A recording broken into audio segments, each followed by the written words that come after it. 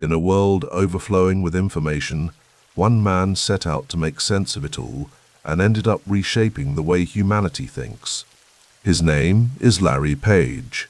Born in Michigan to two computer science parents, he grew up in a home where curiosity wasn't just encouraged, it was expected. He learned early that technology was more than machines. It was a language that could organize, connect, and elevate human knowledge. As a young graduate student at Stanford, Page became obsessed with a simple question: what if the entire internet could be mapped like a living organism? That idea led to a project that looked small, sounded strange, and felt impossible. But from that obsession came Google, a search engine that didn't just find answers, it understood them. With Sergey Brin at his side, Page transformed a university experiment into one of the most powerful companies in history. He believed in moonshots, ideas so bold they seemed ridiculous until they changed the world. Self-driving cars, digital libraries, global connectivity, artificial intelligence. Page pushed Google far beyond search into the frontier of human progress. He wasn't loud or showy, he led with quiet intensity, analytical precision, and the belief that the future could be engineered with enough courage and code.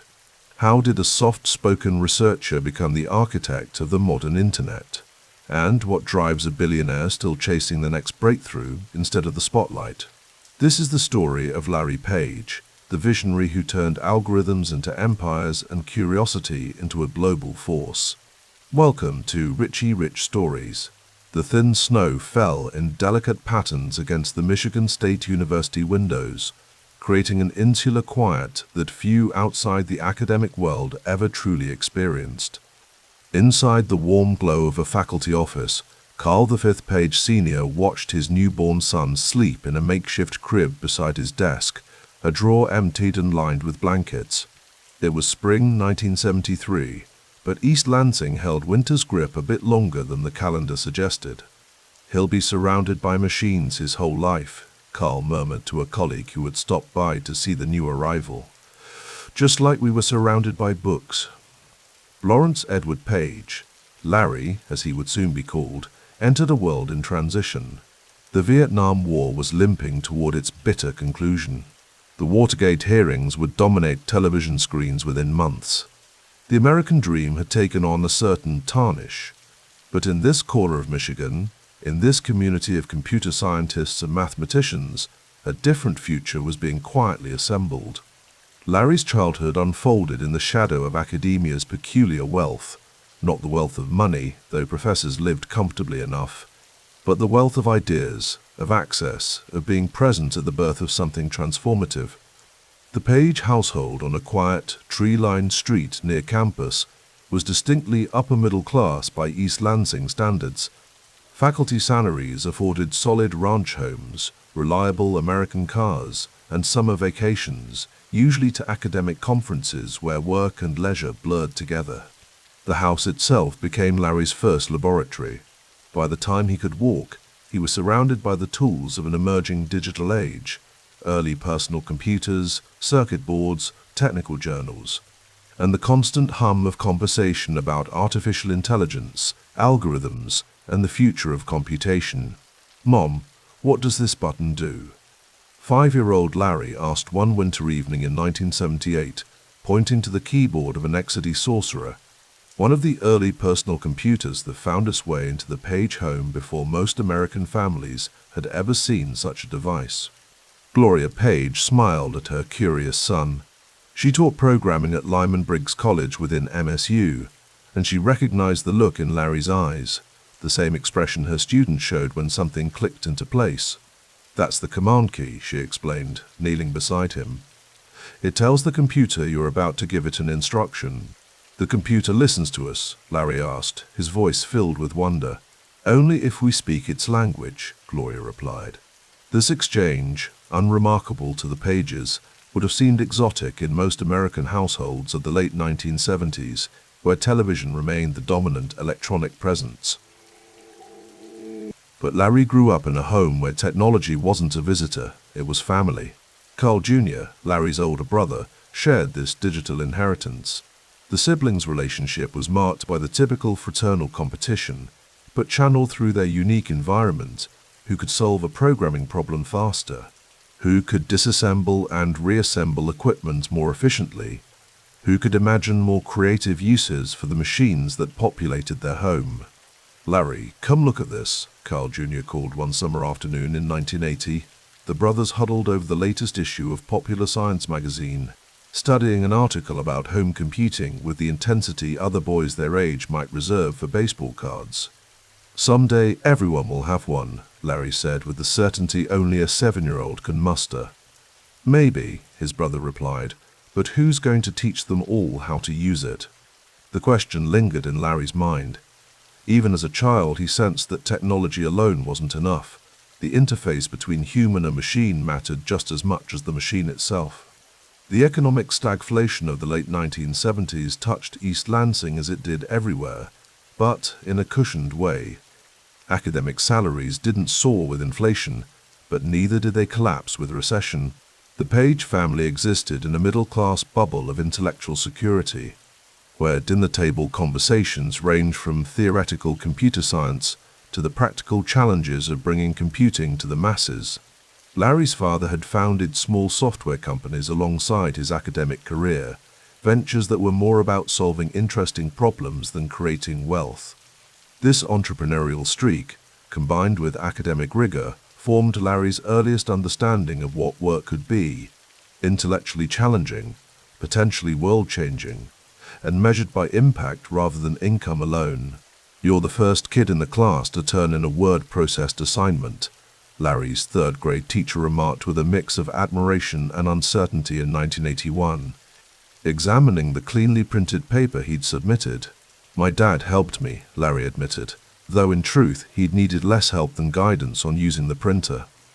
The actual typing and formatting he'd managed himself, hunched over a keyboard while classmates labored with pencil and paper. "Well, it's very modern," the teacher said, clearly unsure whether this technological intervention constituted an advantage or a shortcut. Larry didn't understand her hesitation.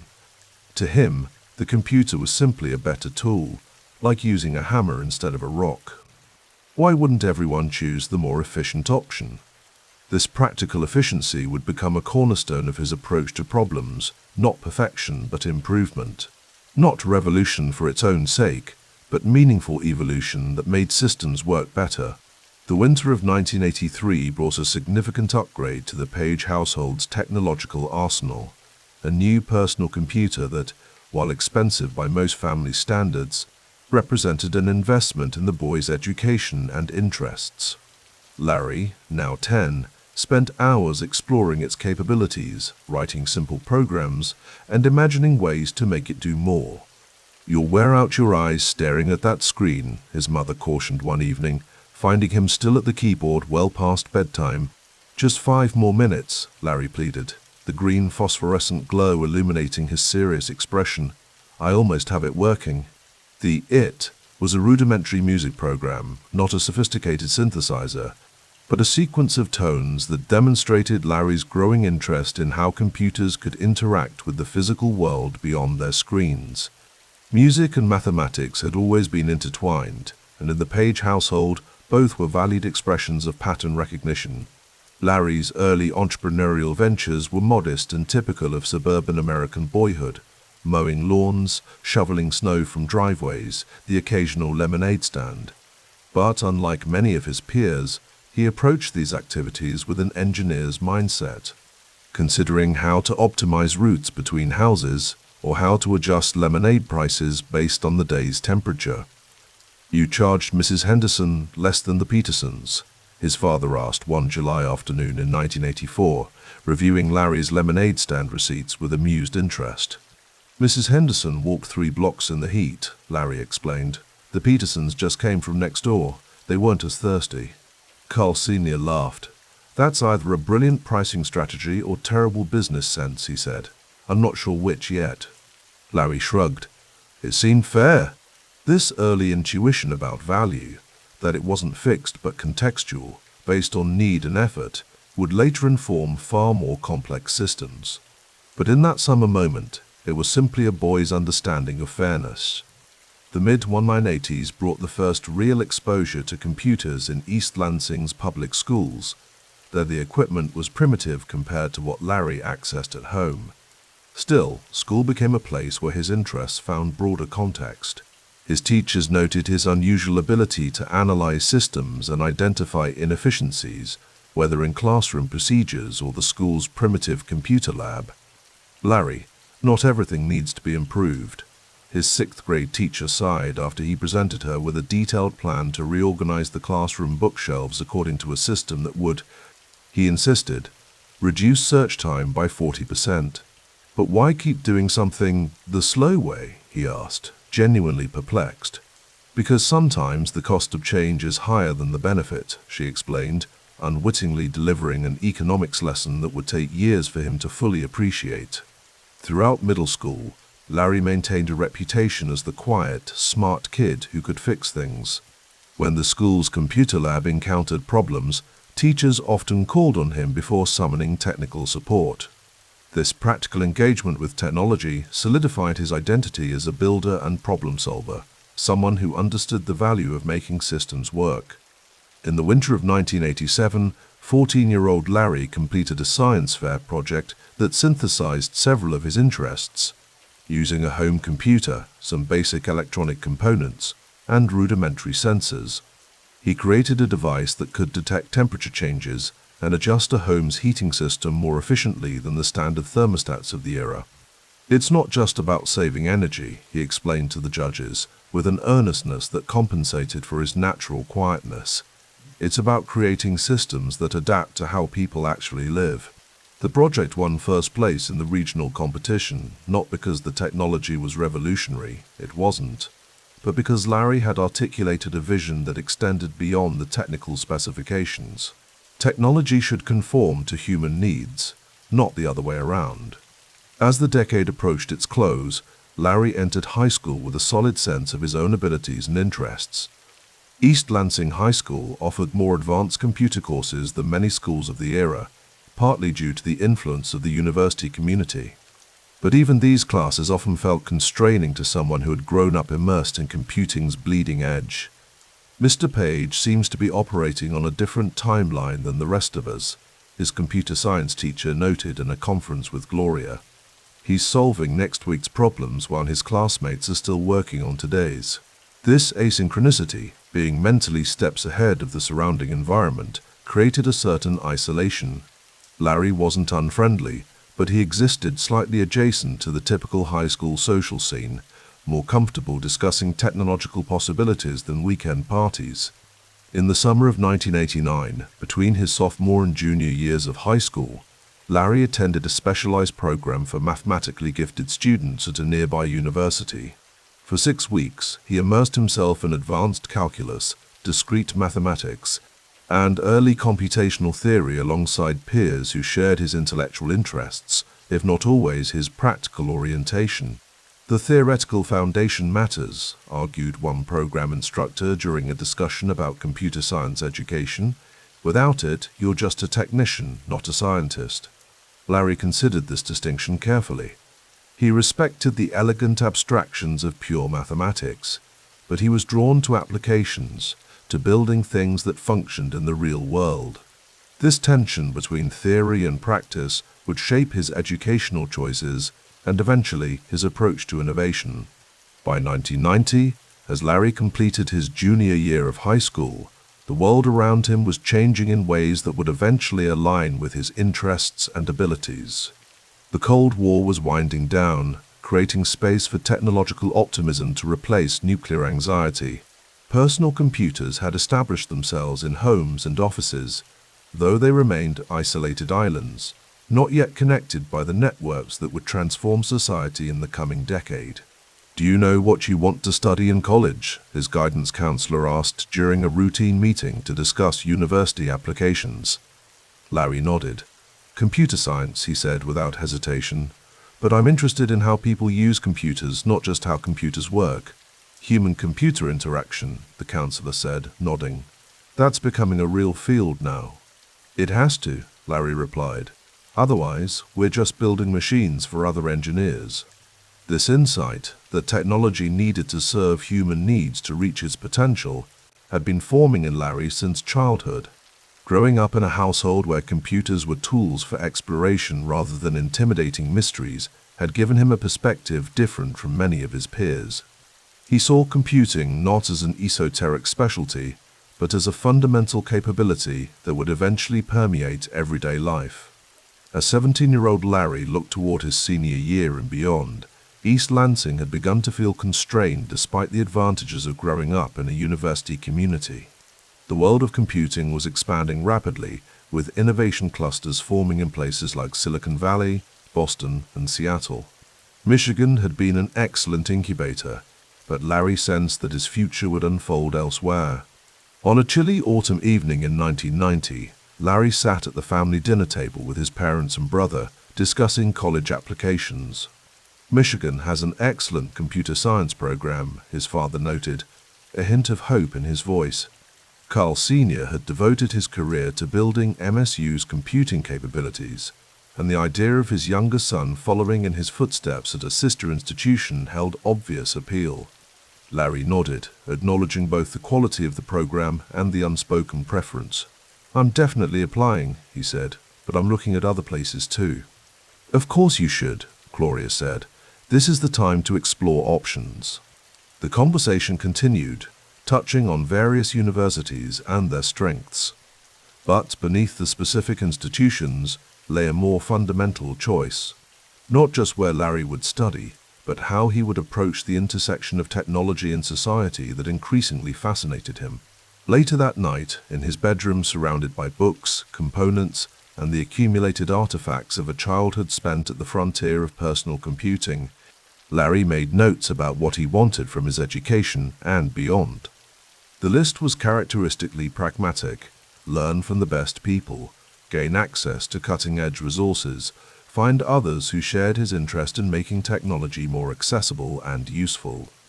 What Larry couldn't articulate fully, what no 17-year-old could, was how his particular upbringing had prepared him for a future that was still taking shape.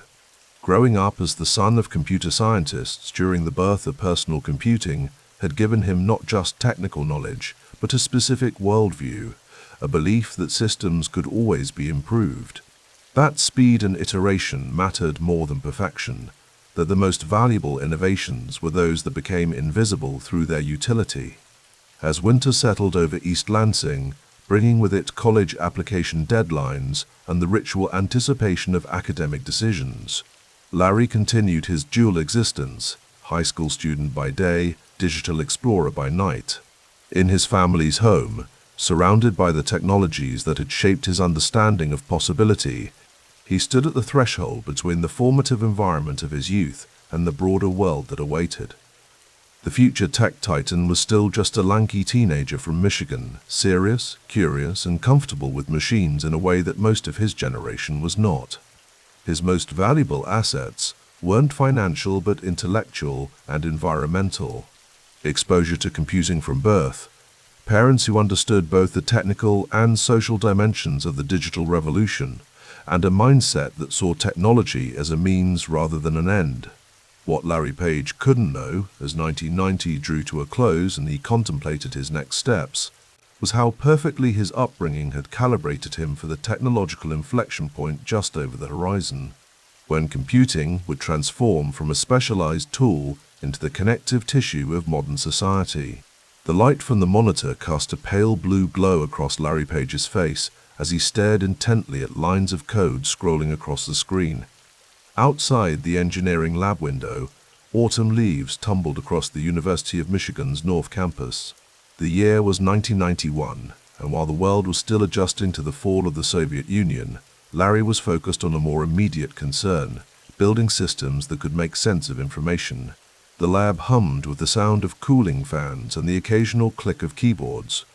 It was nearly midnight, but time seemed irrelevant here in this fluorescent-lit sanctuary of logic and possibility. Larry leaned back in his chair, running a hand through his curly dark hair. "Still at it?" Professor Johnson appeared in the doorway, his corduroy jacket worn at the elbows, a coffee mug clutched in his hand despite the late hour. "Just finishing up," Larry replied, though they both knew it was unlikely he would leave before dawn. The quiet, methodical undergraduate had already developed a reputation in the computer engineering department for his relentless work ethic. "Don't forget there's more to college than these machines," Johnson said with a knowing smile before continuing down the hallway. But for Larry, the machines represented something profound, a frontier where human thought could be amplified through elegant systems. Earlier that semester, he had stumbled upon a biography of Nikola Tesla, and the book had awakened something in him, a realization that invention could be more than an academic pursuit. It could change the fundamental structure of human civilization. Winter settled over Ann Arbor with a crystalline stillness. Students bundled in parkas hustled between classes, their breath forming clouds in the frigid Michigan air. In his modest apartment just off campus, Larry sat cross-legged on the floor, surrounded by Lego pieces. His roommate, David, stepped carefully around the colorful plastic minefield. "What exactly are you building now?" he asked, observing what appeared to be a strangely configured box with motors and gears. "An inkjet printer," Larry replied without looking up, his fingers deftly connecting a series of small gears. "From Legos?" David laughed. "Why not just use the lab printers?" Larry paused, considering how to explain. "It's not about having a printer. It's about understanding how systems work from the ground up. When you build something yourself, you see opportunities for improvement that others miss." He connected two more pieces with methodical precision. The contraption was beginning to take form, a series of Lego gears and motors that would, improbably, move an ink cartridge in precise patterns across paper. It wasn't practical, but practicality wasn't the point. The point was proving that complex systems could be built from simple, modular parts, a principle that would later become central to his worldview. Spring 1992 arrived with a gentle thaw. The DIAG, Michigan's central campus green space, filled with students emerging from their winter hibernation. Larry walked across it on his way to the weekly Eta Kappa Nu meeting, the Honor Society for Electrical and Computer Engineering students. Professor Martinez had nominated Larry for membership his freshman year, impressed by his quiet intensity and intellectual curiosity. Now, as a sophomore, he was already being mentioned as a candidate for president of the organization. "I don't know if that's really my thing," Larry confided to his friend Mark as they walked toward the meeting. "Leadership positions look good on resumes, but they take time away from building." "Maybe," Mark replied, "but sometimes building requires bringing others along. You can't do everything yourself." The meeting room was filled with Michigan's brightest engineering minds, many already fielding job offers from IBM, Bell Labs, and the emerging software companies. Larry took a seat near the back, listening more than speaking as the current president discussed upcoming events and internship opportunities. When nominations for next year's leadership came up, Larry was surprised to hear his name called out. Even more surprising was the chorus of agreement that followed. Despite his reservation about time commitments, he recognized an opportunity to shape the organization's direction. Leadership, he was beginning to understand, could be another form of system building. Summer 1993 found Larry in Philadelphia, surrounded by cognitive scientists at the University of Pennsylvania. His internship at the Institute for Research in Cognitive Science placed him at the intersection of human thought and computer systems. "The problem isn't computing power," Dr. Elizabeth Chen explained as they walked through the lab. "It's the interface, how humans and computers communicate. Most interfaces are designed by engineers for engineers." Larry nodded, thinking about his own experiences with clumsy command lines and unintuitive software. What if the interface almost disappeared? He asked, "What if the system anticipated what you needed before you had to ask for it?" "That's the holy grail," Dr. Chen smiled. "But it requires understanding not just computer science but human cognition, how people think, what they expect, how they process information." In the evenings, Larry explored Philadelphia, walking past Independence Hall and along the Schuylkill River. The city's history provided the counterpoint to his work. While he spent his days thinking about the future of human-computer interaction, he was surrounded by the artifacts of America's founding. The juxtaposition wasn't lost on him. Systems of governance, like systems of information, required elegant design to endure. At night, he wrote long emails to his Michigan colleagues, refining ideas about information retrieval that had begun to preoccupy him. The primitive internet of 1993 was growing chaotically, with no clear organization. Mosaic, the first graphical web browser, had just been released, transforming the internet from a text-based academic tool into something potentially much more significant. "There's going to be too much information," he wrote to Professor Johnson. "The value won't be in creating more data, but in making sense of what already exists." Back at Michigan for his senior year in the fall of 1993, Larry found himself appointed as a teaching assistant for an introductory computer science course. Standing before 20 freshmen, he felt an unfamiliar nervousness. Building systems came naturally, explaining them to beginners did not. "Don't worry about impressing them with jargon," Professor Williams advised before the first session. "Focus on the fundamental concepts. If they understand those, the details will follow." Larry took the advice to heart, developing a teaching style that emphasized hands-on problem-solving over lecture. He would present a challenge, then move from student to student, asking questions rather than providing answers, guiding them toward discovery rather than delivering solutions. One afternoon, a freshman named Emily stayed after the lab session, frustrated with a particularly difficult assignment. "I've been staring at this for hours," she said, gesturing at her code. "I don't think I'm cut out for computer science." Larry pulled up a chair. "Show me your thought process," he said. "Walk me through what you've tried." As she explained her approach, he nodded, occasionally asking a clarifying question. When she finished, he pointed to a single line in her code. "What if you approached it this way instead?" he suggested. "Systems are just puzzles with logic. If you break down the problem into smaller pieces, the solution usually reveals itself." Emily's eyes widened as she understood the alternative approach. "That actually makes sense," she said, quickly modifying her code. When it compiled successfully, her face lit up with a particular joy of solving a difficult problem. "You see," Larry said, "you were closer than you thought." The interaction reinforced something he was beginning to understand about himself. He had an instinct not just for building systems, but for helping others see the elegance in them. The teacher's role, drawing out understanding rather than imposing it, satisfied something in him that pure coding could not. Winter 1994 brought snow and the pressure of post-graduation decisions. Larry's apartment was littered with graduate school brochures and industry recruitment materials. IBM, Microsoft, and several research labs had expressed interest in the quiet engineering student whose professors spoke of him with unusual regard. "Stanford's program in information retrieval is the best," his advisor noted during a meeting about graduate options, "and California's weather beats Michigan's winters." Larry nodded, looking out the window at the snow-covered campus. He had never been particularly drawn to Silicon Valley's emerging culture, but Stanford's reputation in his area of interest was undeniable. The question wasn't just where to continue his education, but what kind of life to build. At night, he returned to the Lego projects and thought experiments that had occupied him throughout his undergraduate years. He was working on a more ambitious system now, a theoretical framework for how information might be organized based not just on content, but on relationships between pieces of information. His roommates had learned to navigate around the papers covered in diagrams and equations that often spread across their common area. "Larry's solving the world's problems again," they would joke when friends came over, but the humor was tinged with respect. Spring brought his final semester and election to the presidency of Eta Kappa Nu. Despite his initial reservations, Larry found he enjoyed the role more than expected.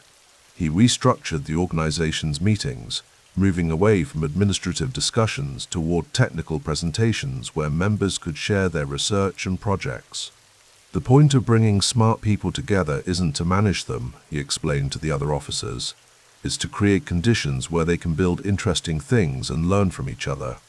His leadership style was becoming clearer: minimal intervention, maximum enablement.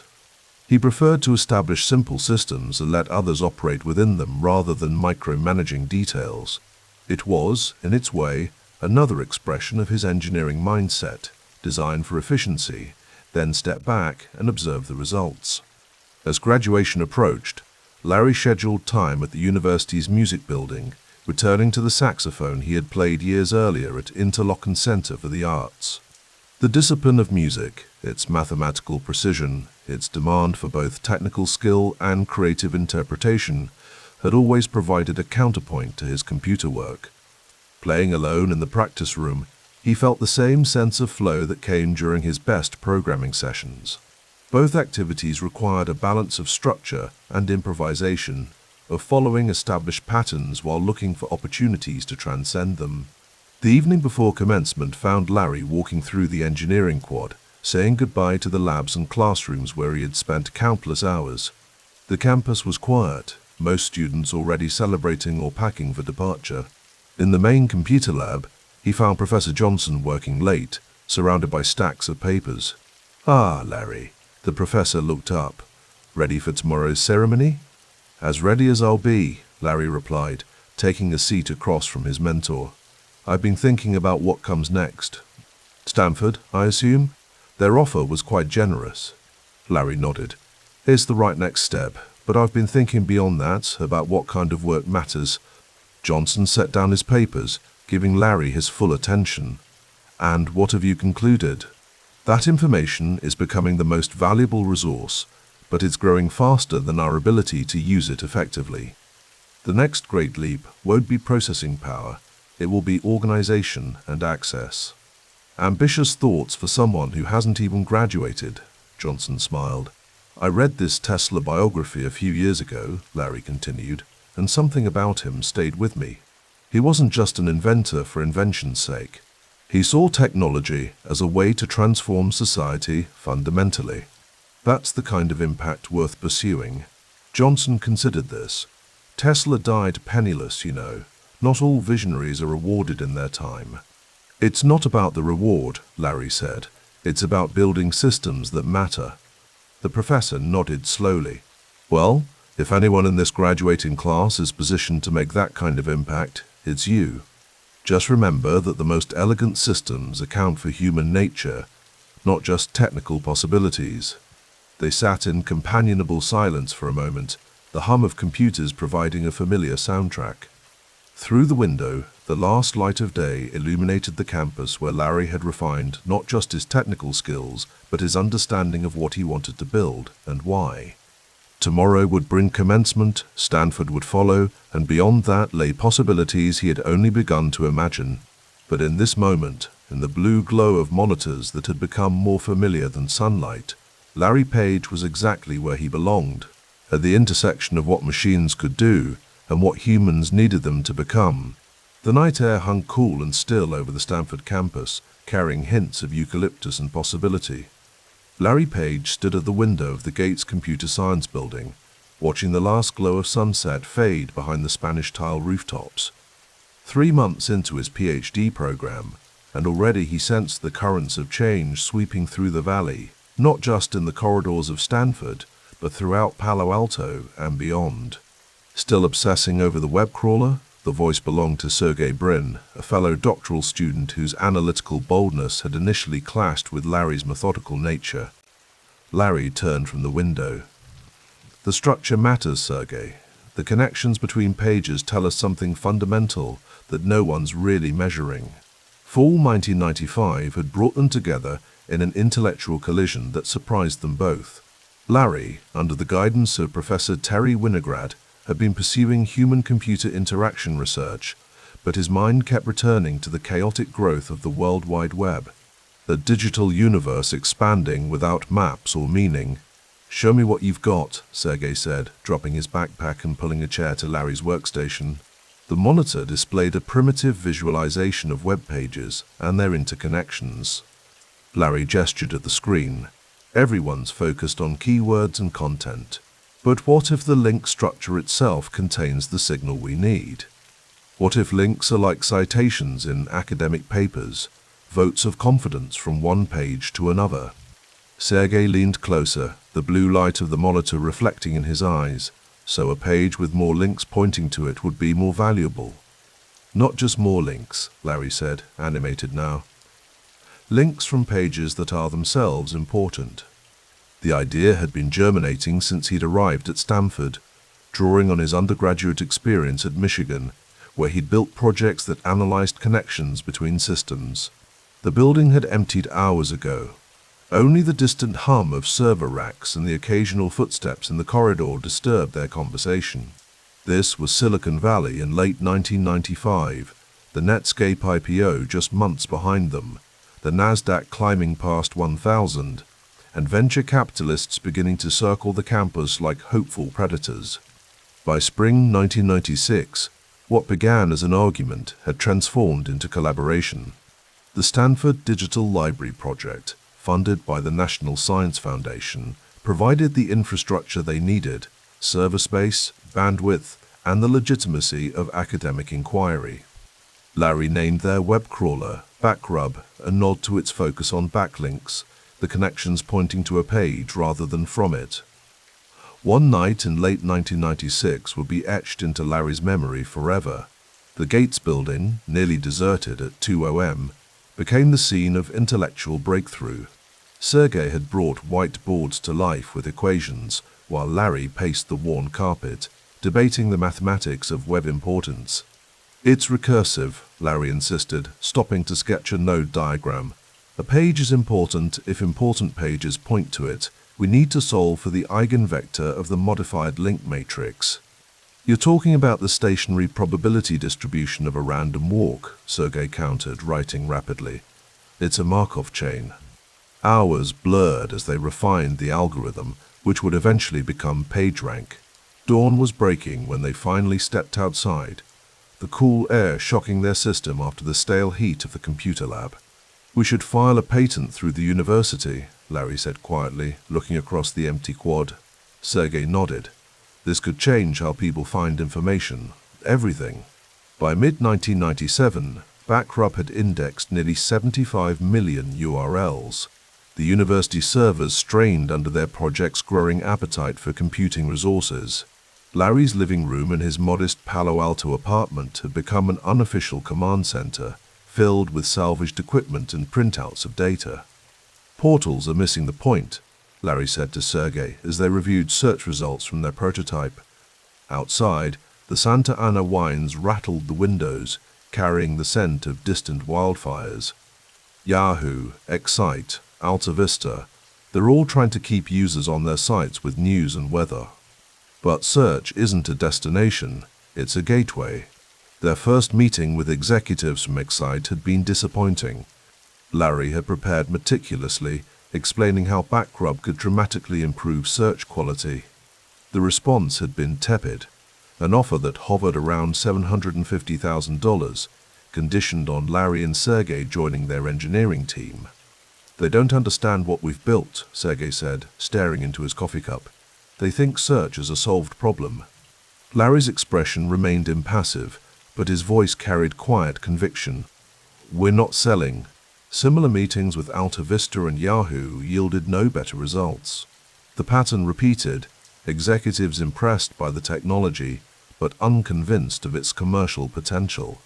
In an industry fixated on portal strategies and banner advertising, search quality seemed secondary. The PhD work continued, but increasingly their research felt constrained by academic boundaries. Larry filed the PageRank patent in January 1998, assigning it to Stanford University as required.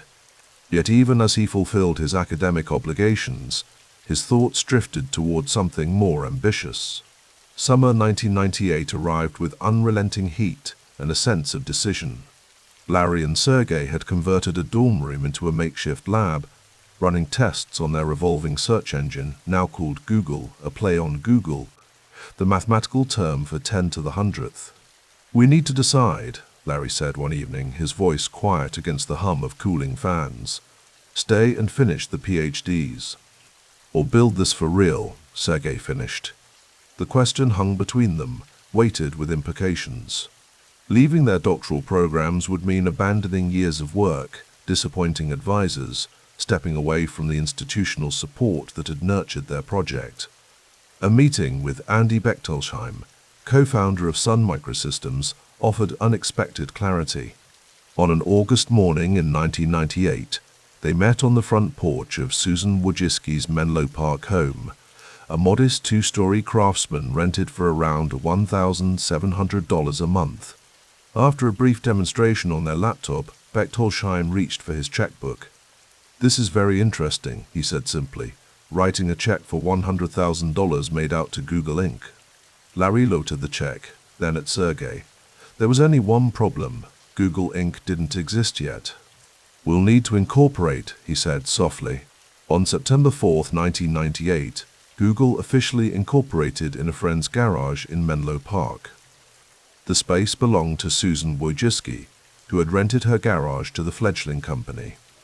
The makeshift headquarters featured salvaged furniture, a ping-pong table converted to a desk, and a washer and dryer that rumbled periodically against the wall. "I think we need a bigger hard drive," Craig Silverstein said, their first employee and fellow Stanford PhD student who had joined them full-time. He gestured at a data visualization showing their rapidly growing index. Larry nodded, making calculations in his notebook. The Bechtolsheim investment was a beginning, but server infrastructure was expensive, especially in 1998 when hard drives cost around 50 cents per megabyte. Every equipment decision carried weight. The garage smelled of electronics and cooling pizza. Ethernet cables snaked across plywood desks. Larry's minimalist design aesthetic had already established Google's Spartan homepage, a deliberate contrast to the cluttered portals dominating the web. "We should have stayed in the PhD program," Sergey joked one evening, stretching his back after hours of coding. "At least there was heat in the computer lab." Larry looked up from his terminal. "You don't mean that?" "No," Sergey admitted, "I don't." For Larry, leaving his doctoral program short of completion, all but dissertation represented both risk and commitment. Stanford had provided the environment for their creation, but the vision exceeded what academic constraints would allow. Professor Winograd had been understanding, even supportive. "You can always come back," he'd told Larry, though both recognized the unlikelihood of returning once this journey began. As fall deepened in the valley, the garage operation developed rhythms. Mornings began with data analysis from the previous day's crawls. Afternoons focused on algorithm refinement. Evenings often stretched into night, the small team lost in the flow of creation. "We need more capital," Larry said one October evening, reviewing their burn rate. "The Bechtolsheim money won't last forever." The Nasdaq was climbing toward 2,000. Venture capital flowed through the valley with increasing urgency. Companies with far less substance than Google were attracting millions in funding. Yet Larry approached potential investors with characteristic caution. "We're looking for partners who understand what we're building," he explained to Sergey as they prepared for meetings with VCs. "Not just money." Their restraint stood in stark contrast to the frenzied investment climate. Just weeks after Google's incorporation, TheGlobe.com would complete an IPO that saw shares jump 606% on the first day of trading, emblematic of market euphoria that treated revenue models as afterthoughts. Larry remained methodical, focused on building sustainable technology rather than chasing valuation headlines. The garage headquarters, with its unheated concrete floor and temperamental plumbing, reinforced a culture of pragmatism. "If this works," he said one night as they locked up the garage, "people will find what they're actually looking for, not just what someone paid to put in front of them." "And if it doesn't work?" Sergey asked, only half joking. Larry glanced back at the darkened garage, its windows reflecting the streetlights of suburban Menlo Park. "Then we go back and finish our PhDs." But the quiet certainty in his voice suggested that returning to academic life had already become a distant contingency.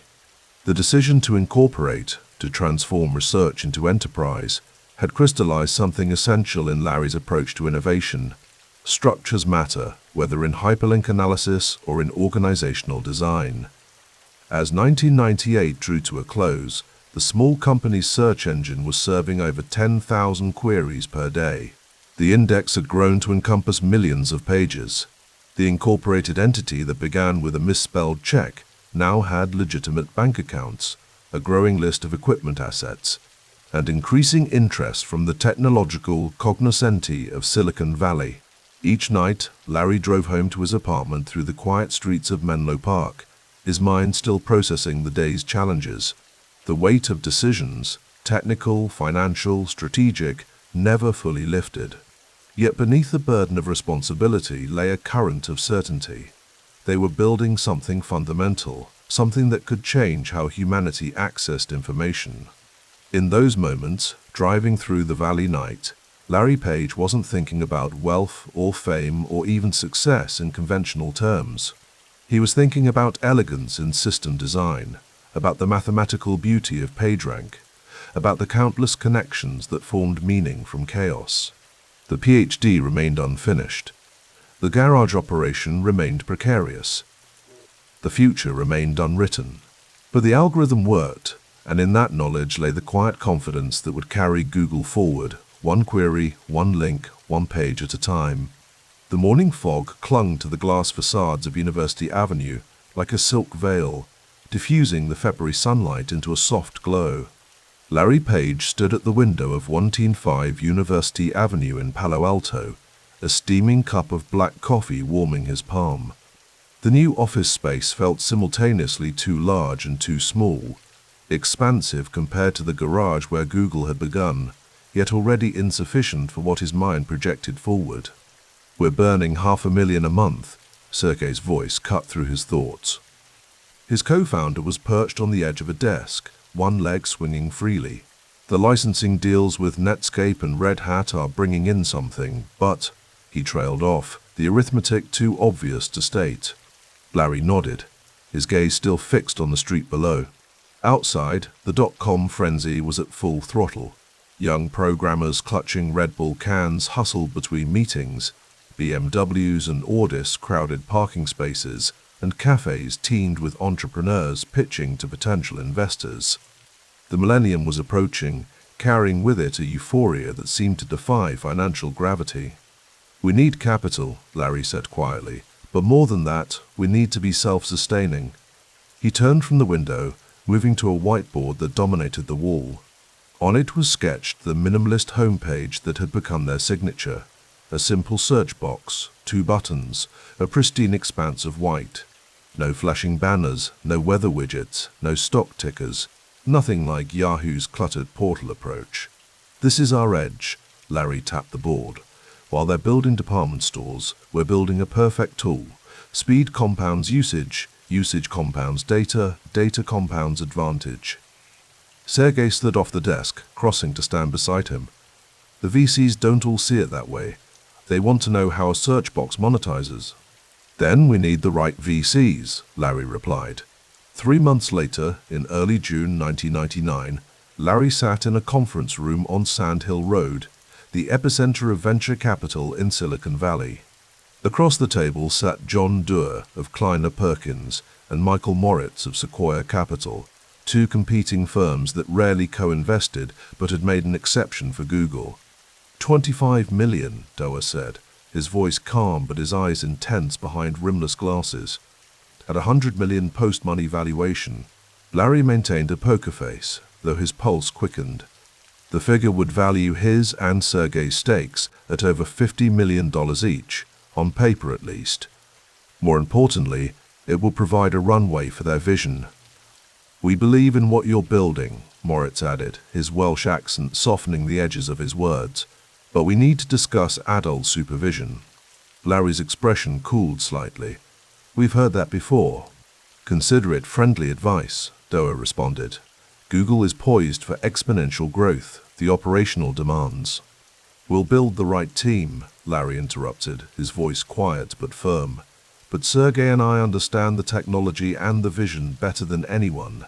We know what Google needs to become." After the meeting, Larry and Sergey walked slowly to Larry's Toyota, parked beneath a row of carefully manicured palm trees.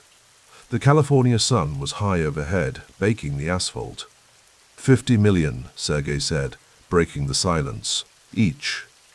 "On paper," Larry cautioned, "it's not real until it's liquid.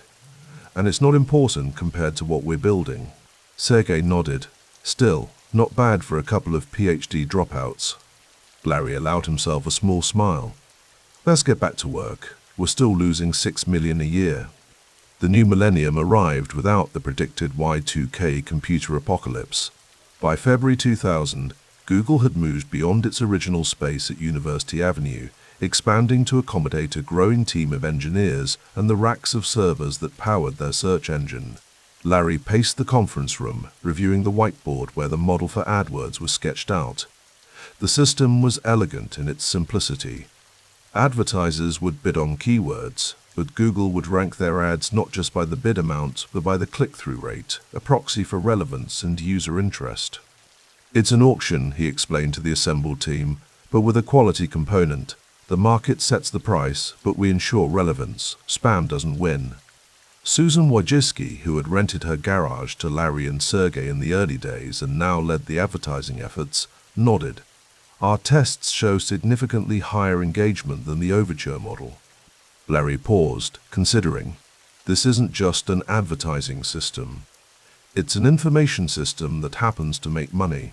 The better the ads serve the user, the better they perform for the advertiser, the more revenue we generate. Omid Kordestani, who headed business development, leaned forward. Speaking of revenue, the Yahoo partnership is funneling significant query volume our way. Larry nodded. The deal with Yahoo was a double-edged sword.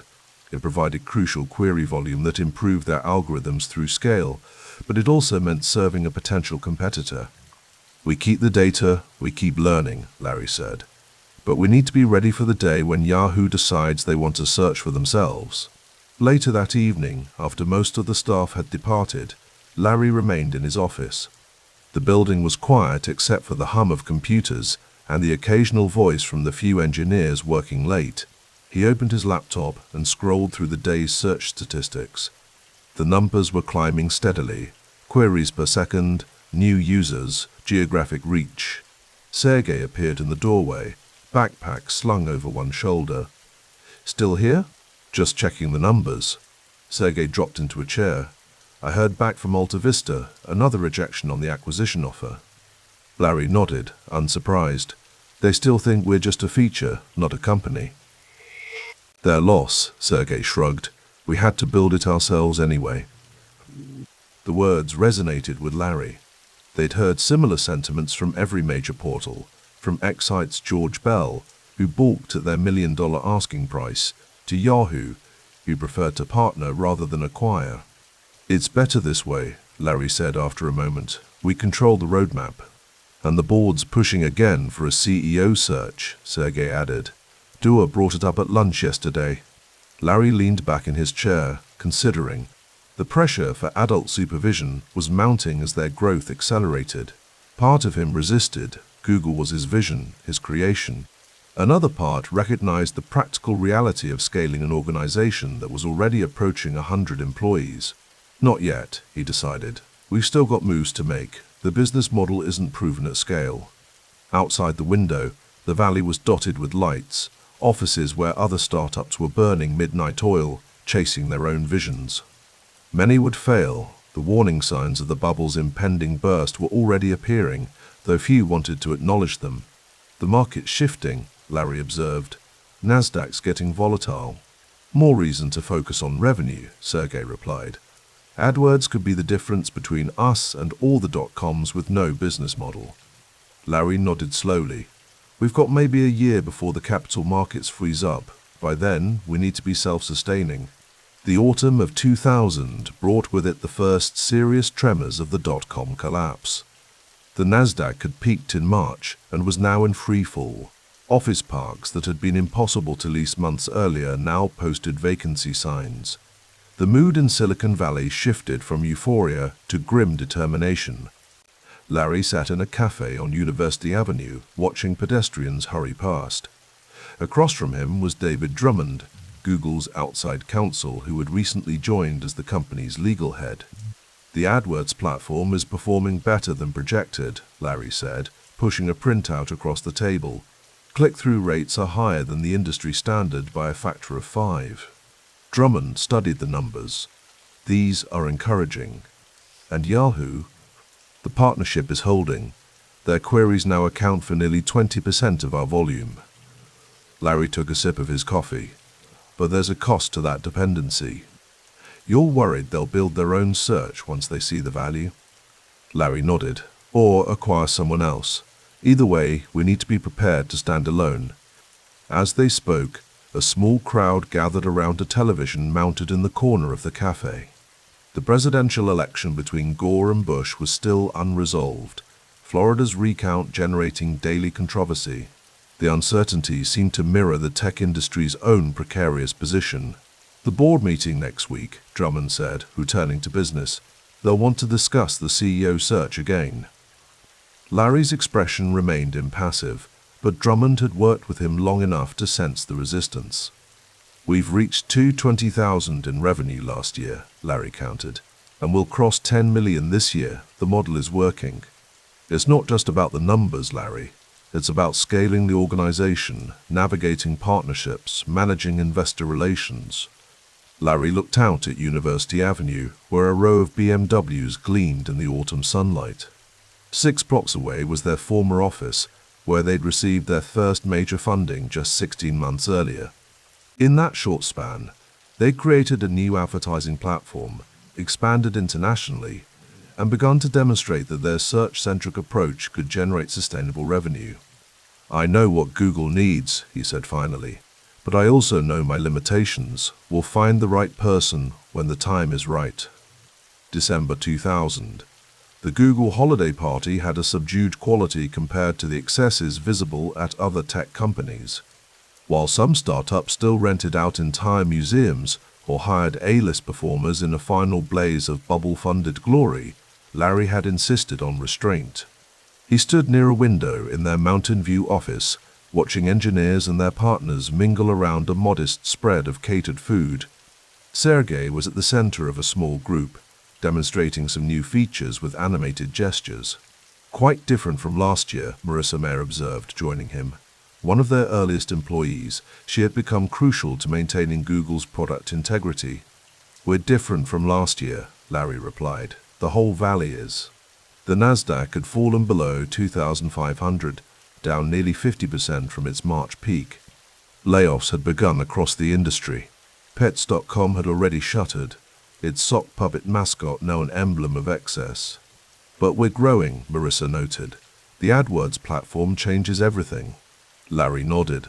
It's not just an advertising system, it's a relevance engine with economic incentives properly aligned. The more useful the ad, the less it costs the advertiser. He watched the room, taking in the faces of the team they'd assembled.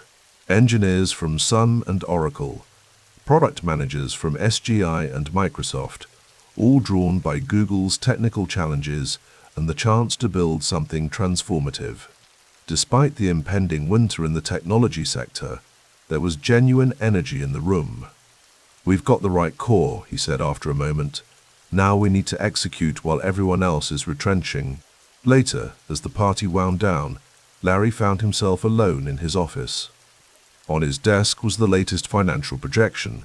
They would likely end the year with a loss of around $6 million on revenue of $10 million. The burn rate was still substantial, but the trajectory was bending toward profitability. There was a light knock, and he looked up to see Sergey in the doorway. Everyone's heading out, Sergey said.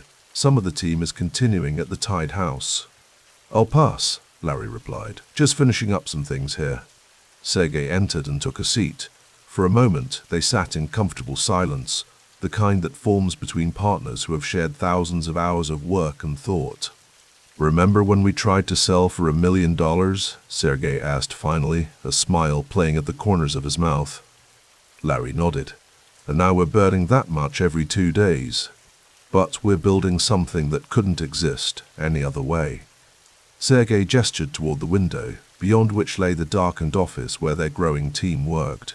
If we'd sold to Excite or Yahoo, Google would be a feature, not the foundation we know it can be. Larry considered this. In less than 2 years, they had gone from PhD students to paper millionaires to entrepreneurs navigating the beginning of a tech collapse. They had built a search engine that millions now relied on, begun to create an advertising platform that could sustain it, and assembled a team capable of executing their vision. "We had to build it ourselves," Larry said, echoing the sentiment he'd expressed at a Stanford colloquium years later. Outside, the California night was cool and clear. The dot-com bubble was bursting around them, but Google was just beginning to find its footing. With AdWords taking shape and data accumulating with every search query, the foundations were being laid for something that would endure beyond the boom and bust cycles of Silicon Valley. Larry closed his laptop. Tomorrow would bring new challenges, pressure from the board for executive leadership, the technical demands of scaling their infrastructure, the strategic complexity of partnerships with companies that might become competitors. But tonight, for a brief moment, he allowed himself to appreciate how far they had come. "Let's go join the team," he said to Sergey, rising from his desk. "Tomorrow's soon enough to change the world." The rain fell in a steady rhythm against the windows of Building 40, a low-slung structure nestled within the sprawling corporate parks of Mountain View. Larry Page stood motionless, watching water stream down the glass, distorting the view of the parking lot where fewer cars remained each week as the dot-com collapse claimed more casualties across Silicon Valley. April 2001. The air in the conference room felt thick with tension and possibility. Eric Schmidt sat across the table, his demeanor calm, methodical. Everything Larry wasn't in these moments of existential pressure. The former Novell CEO adjusted his glasses and reviewed the terms once more. "So we're clear," Schmidt said, his voice carrying the measured cadence of someone accustomed to steering corporate ships through rough waters. "You'll remain president of products. You and Sergey maintain product authority. I handle Wall Street, Washington, and the operational framework." Larry nodded, eyes still fixed on the rain. The Nasdaq had fallen below 2,000, less than half its value from just a year ago. Pets.com was gone. Webvan was circling the drain. Even Amazon was rumored to be running on fumes. "We need discipline without destroying what makes us, us," Larry said finally, turning to face Schmidt. "The board wants adult supervision, fine. But Google isn't just another enterprise software company." Schmidt smiled slightly. "If I thought it was, I wouldn't be here." The handshake that followed would reshape both their lives and the internet itself. Summer heat bore down on the campus as Larry walked between buildings, sleeves rolled up, mind racing with calculations. The click fraud numbers had arrived that morning, and they were worse than expected. Somewhere between 10 and 20% of all clicks were fraudulent. Botnets, click farms in Eastern Europe and Southeast Asia, publishers gaming the system for pennies that accumulated into millions. Inside his office, Sergey was balancing on a large exercise ball, deep in conversation with Craig Silverstein. "We made $7 million profit," Sergey announced as Larry entered, on $86.4 million in revenue. Larry absorbed the numbers. First profit. A victory in the midst of industry collapse. Yet the shadows loomed large, click fraud threatening the foundation of advertiser trust, and somewhere in Overture's legal department, patent lawyers were preparing their case against AdWords. $7 million won't sustain a legal war," Larry said quietly, "and if advertisers lose faith in the click metrics, we're toast," Sergey finished his thought, bouncing slightly on the ball. "But we're not toast yet." Craig nodded toward a whiteboard covered in equations. "We've been modeling some solutions. It's an incentive design problem as much as a technical one." Larry approached the board, eyes scanning the variables, seeing patterns within patterns. The rain had stopped weeks ago, but he could still hear it sometimes, a persistent reminder of the fragility of what they'd built. December 2001. Snow fell outside the window of a Palo Alto cafe, where Larry sat with Hal Varian, the Berkeley economist they'd brought in as a consultant. Steam rose from ceramic mugs as they hunched over notebooks, surrounded by the quiet murmurs of other conversations, mostly about survival strategies and bridge financing. "The auction design is elegant, but it's still vulnerable," Varian explained, sketching a curve on a napkin. "Price should reflect quality, not just the bid, but how users respond to the ad." Larry studied the drawing. "Click-through rate as a quality signal." "Exactly. Bedtime's click-through rate. Ads that users ignore get pushed down or priced out, regardless of how much the advertiser is willing to pay. The idea crystallized in Larry's mind, an algorithmic solution to a trust problem, market design as moral architecture. He could see it working, see how it would systematically strangle bad actors while rewarding relevance. "We'll need to refund advertisers for fraudulent clicks," Larry said. "Millions in short-term revenue loss." Varian nodded. "Short-term pain for long-term legitimacy." Larry took a sip of his coffee, now lukewarm. Outside, a former .com executive scraped snow from his BMW, recently downgraded from a Ferrari. The Valley was learning harsh lessons about cash flow and sustainability. "Trust is the real product," Larry said finally. "If we lose that, nothing else matters." February 2002 arrived with the lawsuit everyone had been anticipating. Overture, formerly GoTo.com, filed its patent infringement claim against Google's AdWords. The legal bills immediately began climbing toward $10 million annually, with potential damages looming in the hundreds of millions. Larry stood in the small conference room with David Drummond, Google's legal chief, reviewing documents spread across the table. "We could settle now," Drummond said, "but it would be expensive, and they know we're vulnerable." Larry ran a hand through his dark hair. "And if we fight? We drain resources for years. Legal burn rate will be high, victory uncertain." Outside, the Google campus continued its quiet hum. Engineers at whiteboards, the faint smell of burned coffee from the kitchen, server fans whirring in their racks. The Spartan surroundings reflected their financial discipline. No lavish furniture, no extravagant perks. Just surplus Herman Miller chairs and the essentials for building. "What would you do?" Larry asked. Drummond considered it carefully. "I'd fight enough to get a reasonable settlement. This is about negotiating position, not principle." Larry nodded slowly. The pragmatism felt foreign to his engineer's mind, which preferred elegant solutions over compromises. But survival required adaptation. "Make it happen," he said quietly. Late summer 2002. The quality score system was nearly ready for implementation. Larry sat in a dimly lit conference room with the AdWords team, reviewing the final algorithms that would redefine Google's auction marketplace. "Once we flip the switch," said the lead engineer, "we're going to see an immediate revenue dip, possibly significant." Larry nodded. "And the fraudulent publishers? They'll be cut off. The system will effectively price them out." Through the window, Larry could see Eric Schmidt crossing the parking lot, phone to his ear. The adult supervision had proven valuable. Weekly OKRs, budget discipline, and a buffer between Google's founders and the increasingly anxious investors. Schmidt handled Wall Street, Larry and Sergey handled the product architecture. The division of labor worked. The Nasdaq hit 1,114 yesterday, someone mentioned, down 78% from the peak. Larry absorbed this quietly. The external landscape remained bleak. War in Afghanistan, the shadow of 9/11 still hanging over the national psyche, and a tech sector littered with corporate casualties. "Let's do it," he said finally. "Quality score goes live next week." October 2002.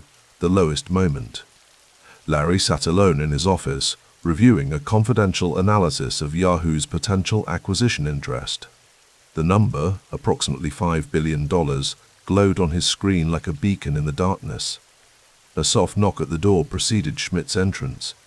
"Thinking about it?" Schmidt asked, nodding toward the screen. Larry didn't answer immediately. The click fraud refunds had reached nearly $90 million. The legal battle with Overture dragged on. The quality score system was working, but the short-term revenue impact had been substantial. "I don't know if we can win," Larry said finally, his voice low. "Maybe Yahoo's resources." "You don't believe that?" Schmidt interrupted, taking a seat across from him. "Not really." Larry looked up, his expression unreadable. "Twice in the past year, I've wondered if we should just end it, find a good home for what we've built, and move on." Schmidt smiled slightly. Larry wanted to quit twice, once in 2002, once never. The cryptic remark hung in the air between them. We're going to turn the corner, Schmidt continued. AdWords Select is stabilizing. The quality score system is working. Trust is returning. Larry turned to gaze out the window of the campus. Somewhere in Building 43, engineers were refining the algorithms that would eventually make click fraud a manageable problem rather than an existential threat. In Mountain View and beyond, empty offices stood as monuments to dot-com hubris, while the survivors, Google among them, were learning hard lessons about sustainable growth. Trust is the real product, Larry repeated the internal mantra. Schmidt nodded. And we're rebuilding it, one refund, one algorithm tweak at a time. December 2002. A light rain fell as Larry drove his modest car into the Google parking lot. The company had weathered its most challenging year, surviving the dot-com implosion, implementing the quality score system, managing the Overture lawsuit, and maintaining its first full year of profitability despite the headwinds. Inside Building 40, the holiday party preparations were underway. No lavish expenditures, no excess, just engineers and their families, celebrating survival in an industry graveyard. Larry found Sergey by the makeshift punch bowl, deep in conversation with Marissa Mayer about search result refinements. The quality score rollout metrics are in, Larry said, joining them. And? Sergey raised an eyebrow. Better than projected. Revenue recovering faster than expected. Advertiser confidence numbers up 12%. Marissa smiled. The architecture worked. Larry nodded, feeling something like vindication wash over him. The system design, binding relevance to price through click-through rates, had effectively exiled the bad actors while rewarding quality. Market incentives aligned with user experience. Later that evening, Larry stood with Schmidt near the window, watching Google employees and their families. The campus felt alive with quiet confidence. Not the brash optimism of the bubble years, but something more durable. We could have sold, Larry said quietly, back in October. Schmidt nodded.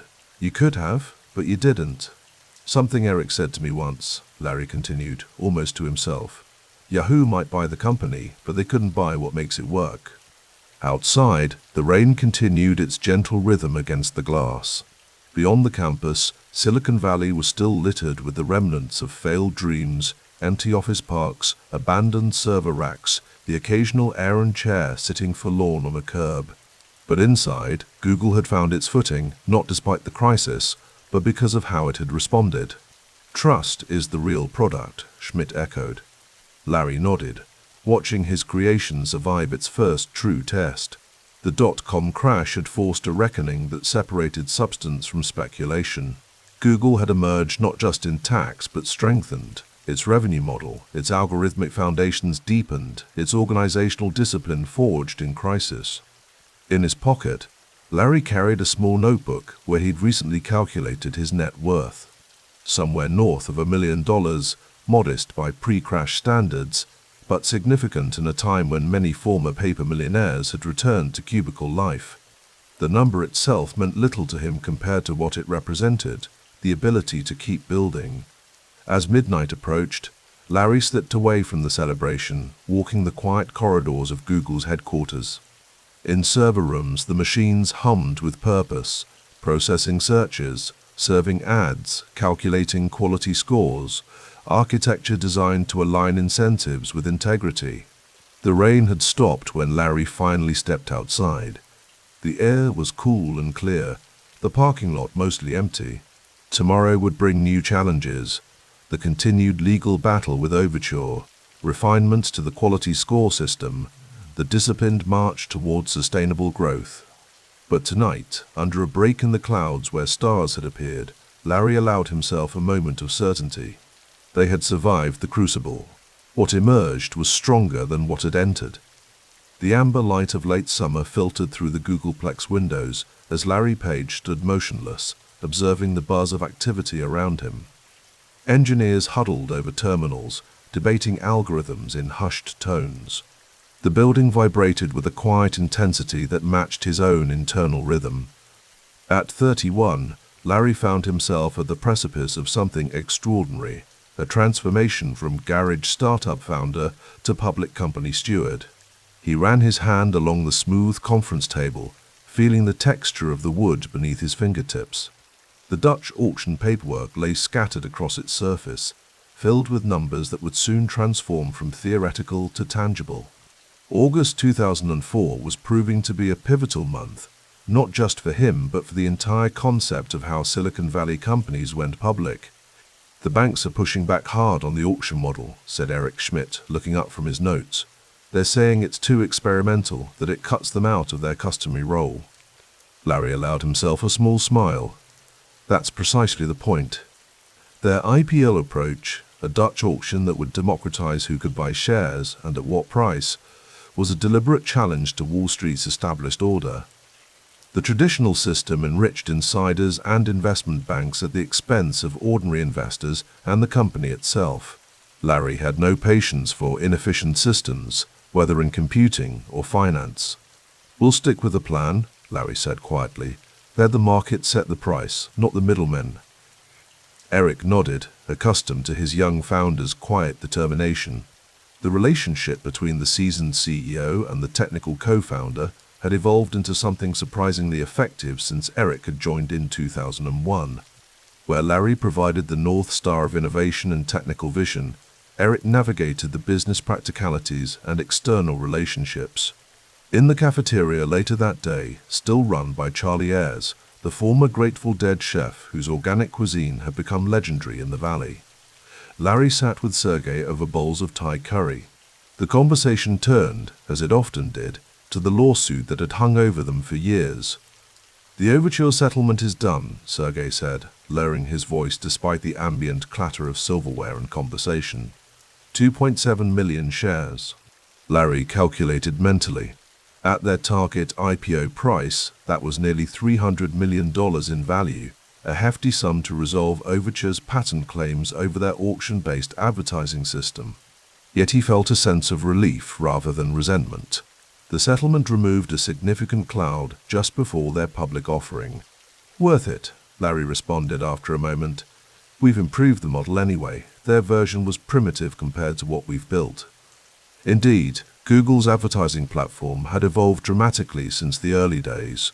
The 2003 implementation of quality scores, which factored in click-through rates and relevance, not just bid amounts, had transformed their auction system into something far more sophisticated.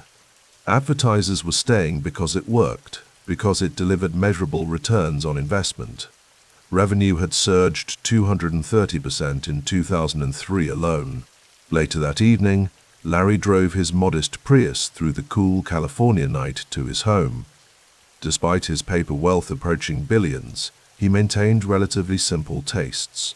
The valley was still recovering from the dot-com crash, and many of his peers from that era had flamed out spectacularly amid excessive spending and poor unit economics. Larry was determined to build something different, sustainable, profitable, and revolutionary. In his living room, he opened his laptop and reviewed the founder's letter one more time.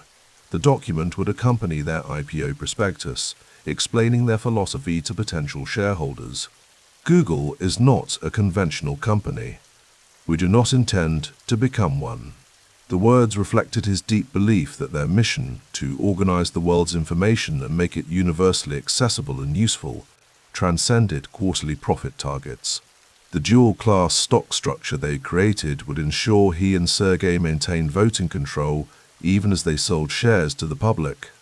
Critics called it anti-democratic, but Larry viewed it as essential infrastructure, a moat protecting Google's ability to make long-term bets without sacrificing short-term market pressures. Morning arrived with soft fog rolling through the valley. Larry arrived early at the Googleplex, passing the volleyball courts and colorful decor that made the campus feel more like a university than a corporation. He nodded to engineers already deep in concentration, many likely using their 20% time, the policy allowing them to spend 1/5 of their work hours on side projects of their choosing. In the server room, he paused to listen to the hum of the machines. Speed was becoming their secret weapon. While competitors took 3 to 10 seconds to return results, Google delivered in under 1 second. That difference might seem minor, but Larry understood the psychological impact. Users formed habits around speed. They became addicted to the instant response. The virtuous cycle continued. More users led to more data, which led to better results, which attracted more users.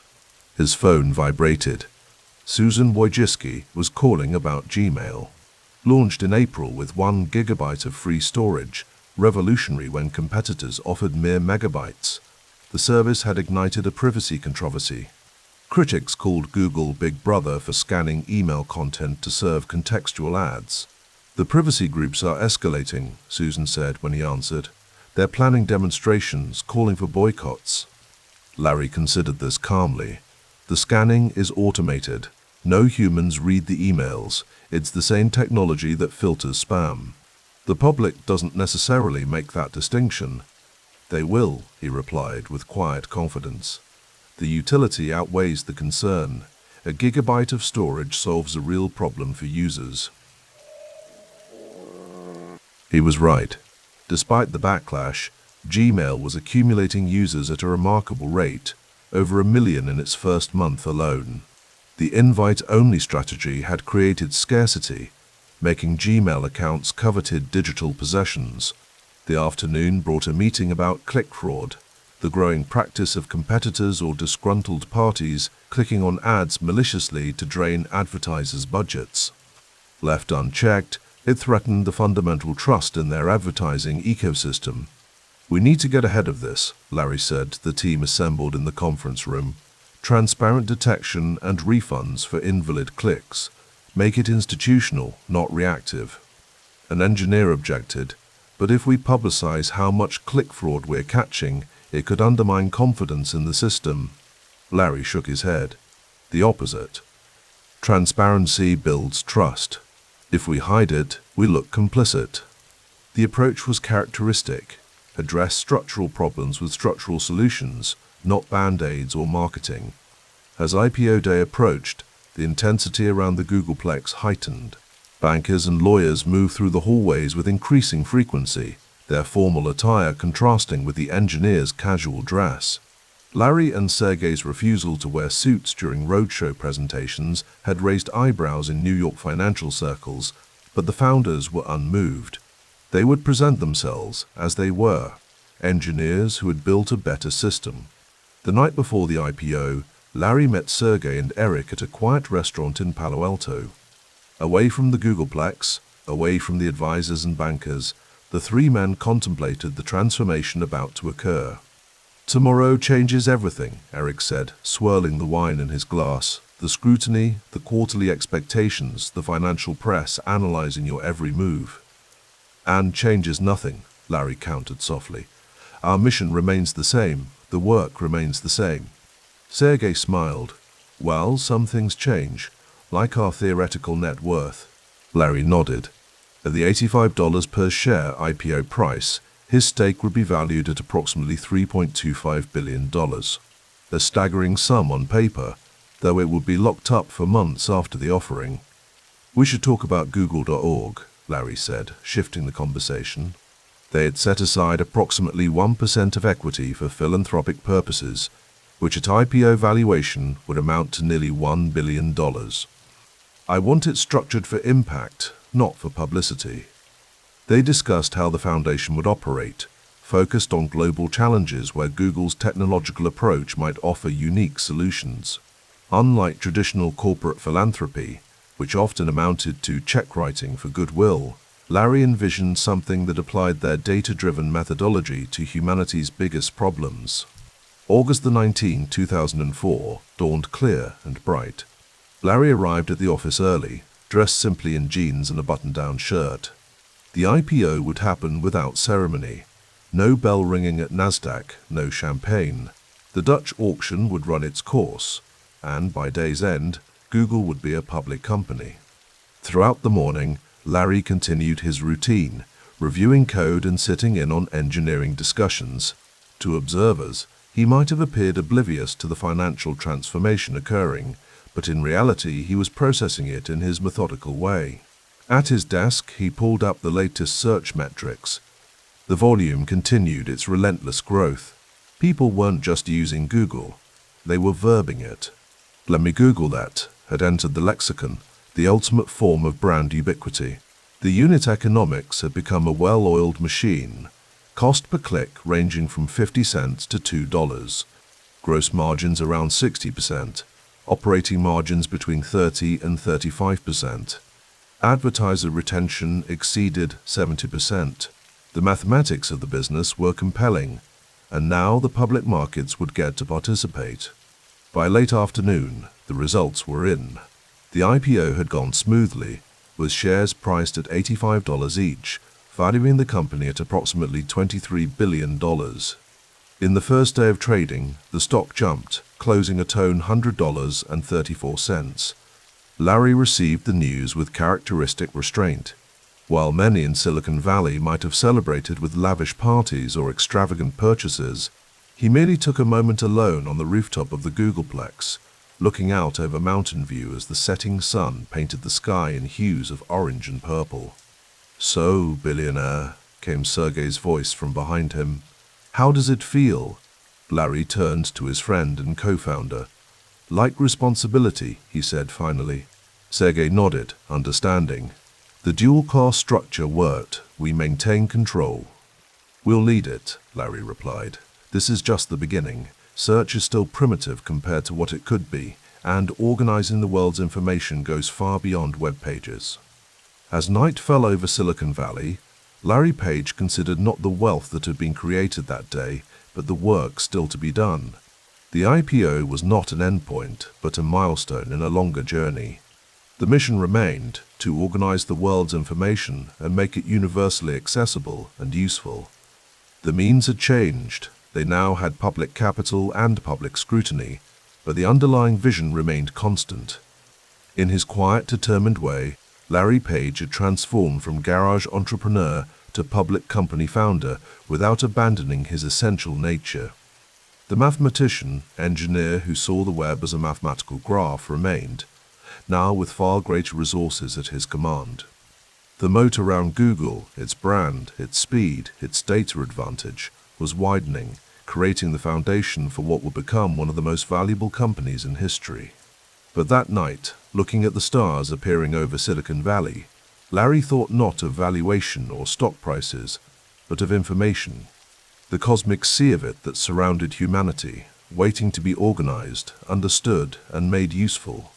That had always been his true north, and it would remain so, regardless of Wall Street's quarterly expectations or the billions now attached to his name.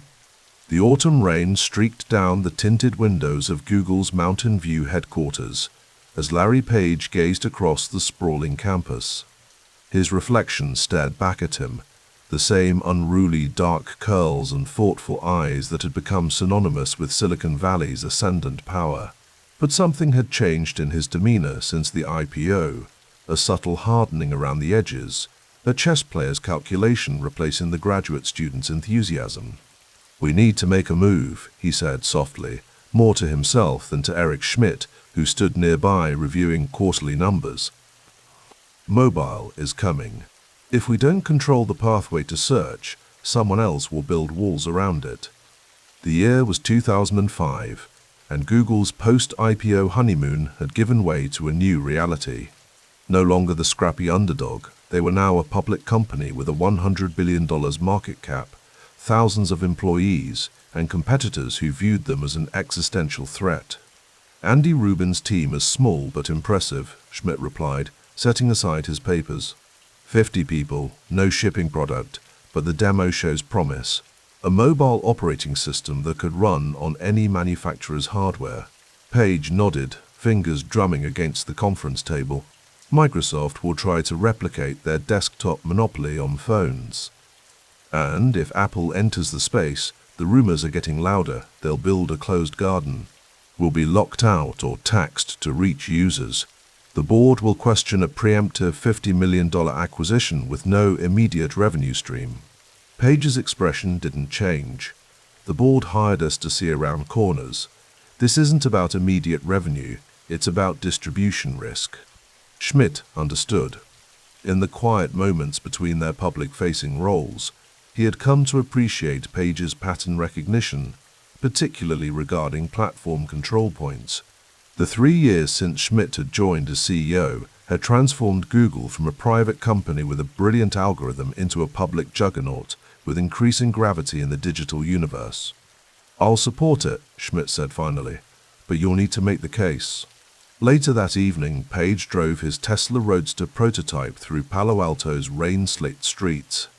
The electric vehicle hummed quietly, a sharp contrast to the combustion engines that dominated the roads of 2005. He pulled into the driveway of Susan Wojcicki's home, not the garage she had rented to Larry and Sergey 7 years earlier, but a larger place befitting her rise as one of Google's key executives. The dinner was intimate. Susan and her husband Dennis, Larry and his wife Lucy, and a bottle of California Cabernet that cost more than Larry's entire food budget during the backrub days at Stanford. "AdSense is exceeding projections again," Susan said as they settled in the living room after dinner. "The Applied Semantics acquisition was the best $100 million we've ever spent." Page nodded. Susan had championed that deal in 2003, recognizing how the contextual advertising technology would extend Google's reach beyond search results to content pages across the web. It had been transformative. "You have good instincts for platform expansion," he said, studying the ruby depths of his wine glass. "What do you think about this video sharing site everyone's talking about, YouTube?" Susan's eyes lit up. "My kids are obsessed with it. Started in February, and they're already streaming 100 million videos a day. No revenue model yet, but the engagement is off the charts." "The copyright issues are concerning," Dennis interjected. As an executive at another tech company, he understood the liabilities. They're basically hosting Saturday Night Live clips, music videos, content they don't own. Page set down his glass. "Technical problems have technical solutions. Safe harbor provisions exist. The DMCA gives us a framework." "The real question," Susan said, leaning forward, "is whether it passes your toothbrush test." Page smiled slightly at the reference to his acquisition philosophy. Did people use the service daily, like a toothbrush? Was it a foundational utility rather than a novelty? "I believe it does," he said quietly. "But there's something bigger at play. Video is becoming a fundamental content type on the web. If we don't have a position there..." He left the thought unfinished, but Susan understood. Google had built its empire on text search, but the web was evolving. Images, video, mobile. These weren't just features, but potential choke points that could isolate Google from users if controlled by competitors. "How much would it take?" she asked. "More than we've ever paid for anything. Possibly north of $1 billion. A silence fell over the room. Even for Google, with its post-IPO war chest, that was a staggering sum for a company with no revenue. "I'll look into it," Susan said finally. Through the winter and into the spring of 2006, Android development continued in secret while YouTube's traffic doubled, then doubled again. Page monitored both initiatives closely, even as he focused on Google's core culture, the operating system that made everything else possible. One gray Monday in March, he slipped into the back of a new employee orientation. The room was packed with recent hires, engineers mostly, but also product managers, designers, and business graduates from elite institutions. The recruiting philosophy remained consistent. A player's hire a player's. "Your first week snippets are due Friday," the HR director was explaining. "Just bullet points of what you've accomplished, what you're working on, and where you're blocked. They're shared with your team and leadership." Page smiled to himself.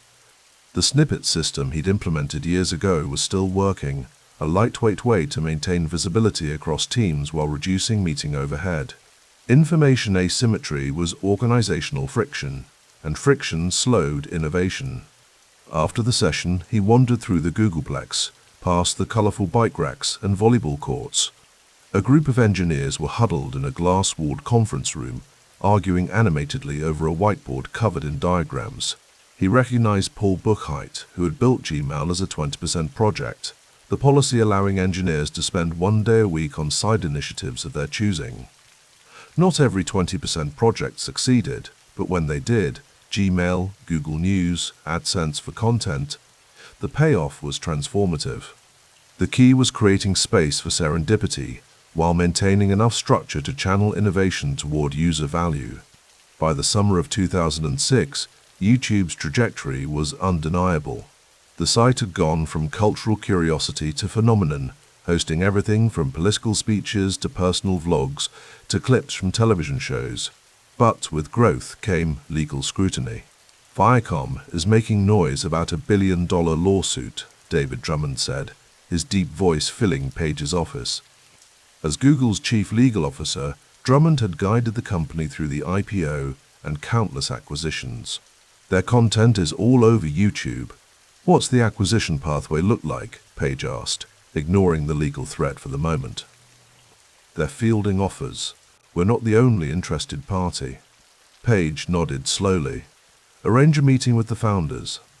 The following week, in a nondescript conference room in San Francisco, Page sat across from Chad Hurley and Steve Chen, YouTube's young founders. They looked exhausted.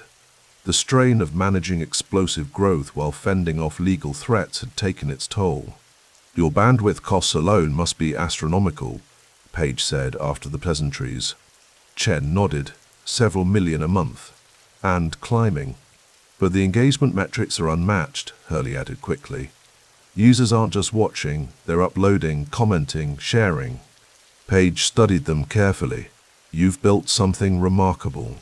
A true platform with network effects. More content brings more viewers, which brings more content creators. He paused. But platforms need sustainable economics and protection from existential risks. The unspoken message was clear. YouTube needed Google's resources to survive, its server infrastructure, its legal team, and most importantly, its deep pockets. In return, Google would secure its position in the video ecosystem. We're prepared to offer $1.65 billion, Page said evenly, all stock. The number hung in the air. It was far more than YouTube's most optimistic valuation, nearly 3.5% of Google's entire market capitalization for a company with zero revenue and mounting legal challenges. The negotiations that followed were swift. By October 2006, the deal was announced, triggering a wave of analyst criticism and competitor panic. Wall Street called it reckless. Silicon Valley recognized it as a power move. The evening after the acquisition was finalized, Page met with Hal Varian, Google's chief economist. The former Berkeley professor had been instrumental in designing Google's ad auction systems, bringing academic rigor to the company's economic models. The market thinks we overpaid, Varian noted, reviewing the day's stock movement on his laptop. But traditional discounted cash flow analysis misses the platform optionality. Page nodded, looking out at the darkening sky. Most companies overvalue certainty and undervalue options. YouTube gives us multiple paths: video advertising, social engagement, mobile consumption, even a hedge against changing search behavior.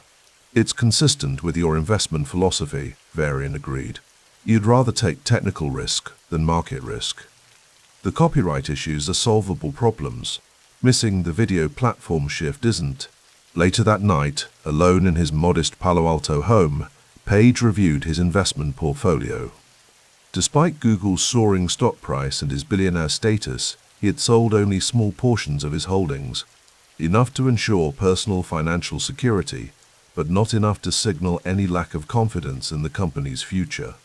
The YouTube acquisition had consumed more of his paper wealth than any previous move, but the risk felt asymmetric in the right direction. His phone buzzed with a text from Sergey. Schmidt says the board is nervous about YouTube. Should we care? Page smiled slightly and typed back, "Tell them we just bought a $400 billion asset for $1.65 billion. They'll understand in a decade." He set the phone down and stared at the ceiling, mind already moving to the next challenge. Android development was accelerating, with plans for a developer preview the following year. Chrome was in the early planning stages, another hedge against platform risk, this time in browsers. The chess pieces were moving into position. Outside, the Silicon Valley night was punctuated by the distant sounds of traffic on Highway 101. Carrying late-working engineers home from campuses spread across Mountain View, Palo Alto, and Sunnyvale. The housing bubble continued to inflate. Starter homes in decent neighborhoods now commanded over $1 million. But the tech industry's renaissance felt more substantial than the dot-com bubble's excesses. This time, companies like Google were generating real cash flow, solving real problems, and building infrastructure for the digital century. And Page was positioning Google at the center of it all, not through brute force acquisitions of competitors, but through strategic control of emergent platforms and unwavering investment in technical talent. The next 5 years will determine the next 50, he had told his leadership team earlier that week. The room had fallen silent, absorbing the weight of his words. We're not just building products, we're establishing the architecture of information access for a generation. As he drifted toward sleep, Larry Page knew that most would never understand the full scope of what was being constructed, an interconnected ecosystem of search, video, mobile, and eventually artificial intelligence that would reshape how humanity interacted with information. But that was fine. The inventor who happened to run a company didn't need everyone to see the blueprint to execute the vision. The rain returned overnight, pattering against the windows of his bedroom, a gentle metronome marking time as Silicon Valley's most methodical empire builder dreamed of platforms yet to come. The neon blue light of a computer monitor glowed in the darkness of Larry Page's home office. Outside, the California night was quiet, the distant rush of Highway 101, a faint whisper against the peninsula's affluent calm. It was late 2007, and Page was reviewing the Federal Trade Commission's preliminary findings on Google's acquisition of DoubleClick. He scrolled through the document, his eyes narrowed in concentration. The $3.1 billion deal had been under scrutiny for 11 months, but the commissioners appeared poised to approve it with only minimal resistance, a 2-to-1 split among the Democratic commissioners. The acquisition would cement Google's position in the display advertising market, extending its reach beyond search into the broader visual web. They don't see it, Larry murmured to himself, leaning back in his errand chair. They don't understand what we're building. The next morning, Larry drove his Prius to Google's Mountain View campus, the electric motor humming quietly as he passed rows of identical hybrid vehicles in the parking lot. The company had purchased a fleet of them years ago, an early commitment to reducing carbon emissions that aligned with the "don't be evil" ethos. In the boardroom, Eric Schmidt was already waiting with the legal team. Sunlight streamed through the windows, illuminating the conference table where Google's triumvirate, Larry, Sergey Brin, and Eric, had shaped the company's trajectory for nearly a decade. "Morning," Eric said, his voice carrying the confident tone of a seasoned executive. "The FTC looks ready to green-light DoubleClick. Minimal conditions." Larry nodded, setting down his laptop. "And the EU?" "Still deliberating, but they'll follow the FTC's lead eventually," replied the company's antitrust counsel. "The competition concerns aren't resonating strongly enough to block it." "Good," Larry said simply, his mind already racing ahead. "Let's talk about Chrome." The browser project had been Larry's obsession for months. Microsoft's Internet Explorer dominated the landscape, controlling how most users access the Internet, including Google's search engine. It was a bottleneck, a potential threat if Microsoft decided to degrade Google's user experience or promote their own services. "Where are we on the JavaScript engine?" Larry asked. "V8 is testing 10 times faster than anything else on the market," Sergey replied, his energy palpable even in the formal setting. "The team is obsessed with speed. That's what matters," Larry affirmed. "Speed changes behavior. Every millisecond counts." Later that week, Larry sat with the Chrome team, reviewing the minimalist UI designs. No unnecessary buttons, no visual clutter, just a clean window to the web with Google's search box prominently featured. The browser would run each tab as a separate process, preventing entire crashes when one site misbehaved, a departure from the conventional approach.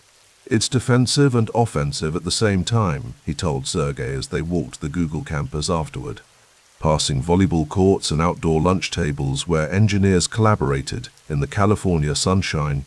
"We need Chrome to protect search, but it's also going to change what's possible on the web. By mid-2008, the financial world was unraveling. Lehman Brothers collapsed in September, sending markets into freefall. The S&P 500 plummeted, unemployment soared, and even Silicon Valley felt the chill as venture funding dried up and smaller startups began laying off staff. But Google's position remained strong, cash-rich, growing and launching Chrome into this turbulent environment with characteristic focus on the long game.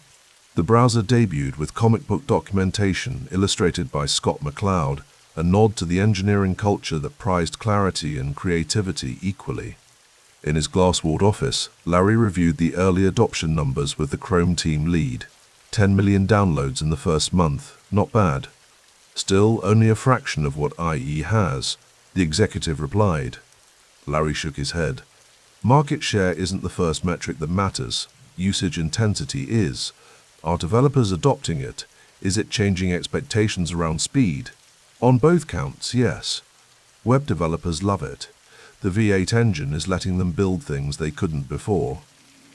That's the wedge, Larry said quietly. Microsoft optimized for lock-in. We're optimizing for possibility. As he left the office that evening, Larry passed a test unit of the first Android phone sitting on a developer's desk. The T-Mobile G1 would launch in October 2008, the vanguard of Google's mobile strategy. Like Chrome, Android was both shield and sword, defending against a future where mobile access might be controlled by gatekeepers hostile to Google, while opening new territories for search and services. Larry picked up the device, feeling its weight. The physical keyboard slid out smoothly, revealing plastic keys that seemed antiquated even then. But what mattered wasn't the hardware, it was the operating system, free for manufacturers to adopt and adapt, spreading Google's services to every pocket. How many activations are we projecting for year one? He asked the engineer. Conservative estimate? 1 million devices. Larry set the phone down gently. And in 3 years? The engineer hesitated. Impossible to say with the economy like this. Try. Maybe 100 million, if everything goes right. Larry nodded, satisfied. The number aligned with his own internal calculations. The mobile web was the future, and Android was Google's passport to that territory, the territory that Microsoft's Windows Mobile had failed to claim despite years of head start. The autumn winds swept across San Francisco Bay as Larry piloted his kite above the choppy waters. Kiteboarding had become his escape, a perfect blend of technical skill and physical freedom that matched his temperament. The cold spray and rushing wind cleared his mind of the increasingly complex chess game playing out in the technology world. Back on shore, bundled against the coastal chill, Larry met with Sergey and a small team of executives working on their China strategy. Google.cn had been operating since 2006, providing a censored version of search results to comply with Chinese government regulations. A compromise that had troubled both founders but seemed necessary to participate in the world's fastest-growing internet market. The hacking attempts are getting more sophisticated, said the security lead, steam rising from his coffee cup in the cool air. We're detecting coordinated efforts to access Gmail accounts belonging to human rights activists. Larry's expression darkened. Chinese government? We can't prove it definitively, but the patterns suggest state-sponsored actors. We're calling it Operation Aurora internally. For several minutes, Larry stared out at the bay, watching distant container ships move toward the port of Oakland. The decision facing Google was existential.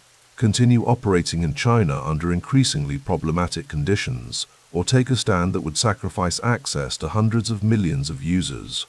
Don't be evil, Larry said finally, quoting the company's informal motto. We made that promise. If we can't operate in China without becoming complicit in surveillance against activists, then we need to reconsider our presence. The board will want revenue projections for both scenarios, said the finance executive. Of course they will, Larry replied, but some decisions aren't just about revenue. By early 2010, Google would announce its decision to redirect Google.cn to its uncensored Hong Kong site, effectively exiting mainland Chinese search.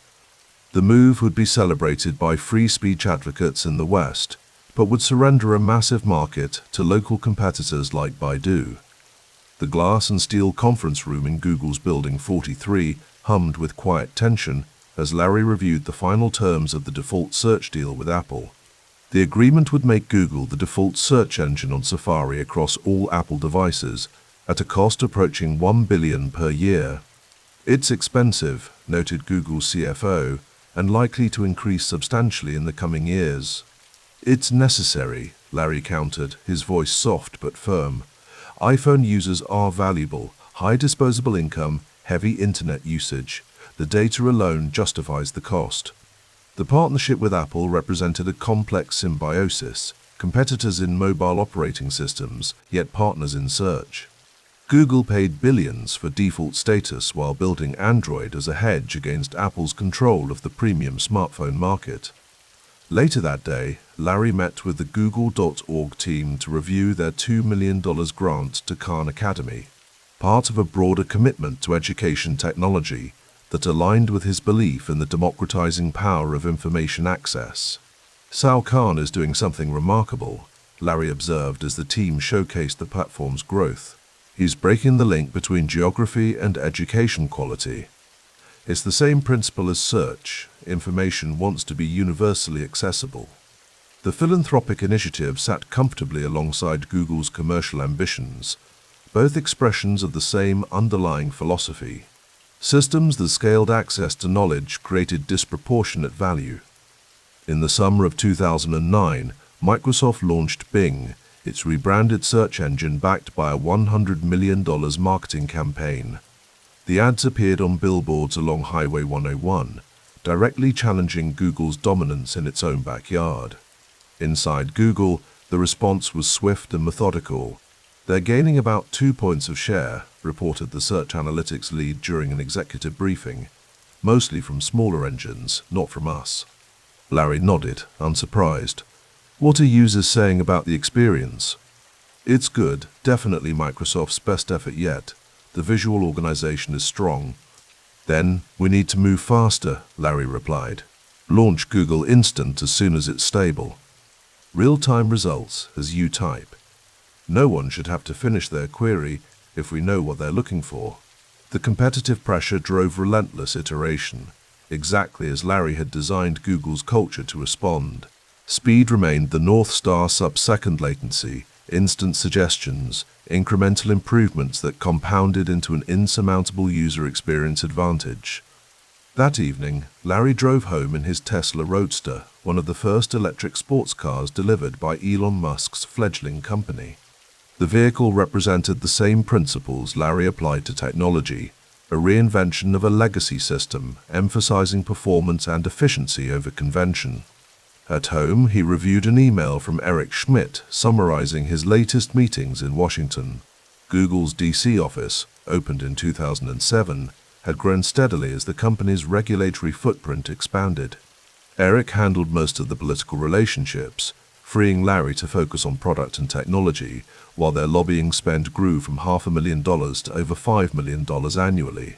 Larry closed his laptop and walked to the window. The valley stretched before him, lights twinkling against the backdrop of coastal mountains. In just over a decade, Google had grown from a Stanford research project into a global power, a transformation that mirrored the Internet's own evolution from academic curiosity to essential infrastructure.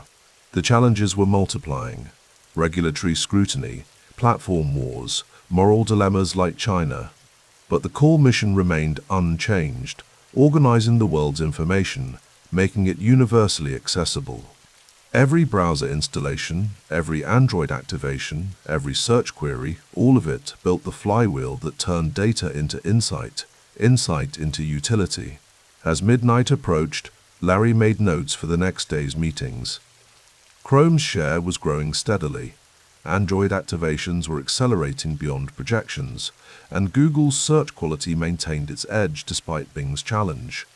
The financial crisis had forced many competitors to retrench, while Google continued expanding. The system was working as designed, not perfect, but learning and adapting, much like Larry himself. The muted glow of computer monitors cast spectral shadows across Larry Page's face as he sat at his desk in the Googleplex. It was April 4th, 2011, a date that would mark his return as CEO of the empire he had co-founded 13 years earlier. Outside his window, the Mountain View campus sprawled beneath a California sky washed pale blue by the marine layer that had rolled in from the bay. He ran his finger along the edge of a Lego Mindstorm set perched on his desk, a tactile reminder of the builder's mindset that had always guided him. Beside it, a Rubik's Cube sat partially solved, a metaphor for the organizational puzzle he was about to reconfigure. More wood behind fewer arrows, he whispered to himself, rehearsing the phrase that would become his mantra in the coming weeks. The company had grown sprawling, diffuse, its energy scattered across dozens of initiatives that showed promise but lacked cohesion. Larry's office was Spartan compared to the typical executive suite. The multi-monitor setup dominated one wall, each screen displaying different metrics and project dashboards. No family photos, no awards, no ornate furniture, just the tools of creation and analysis. The room reflected the man, focused, utilitarian, unconcerned with status symbols. He looked down at the list he had been drafting.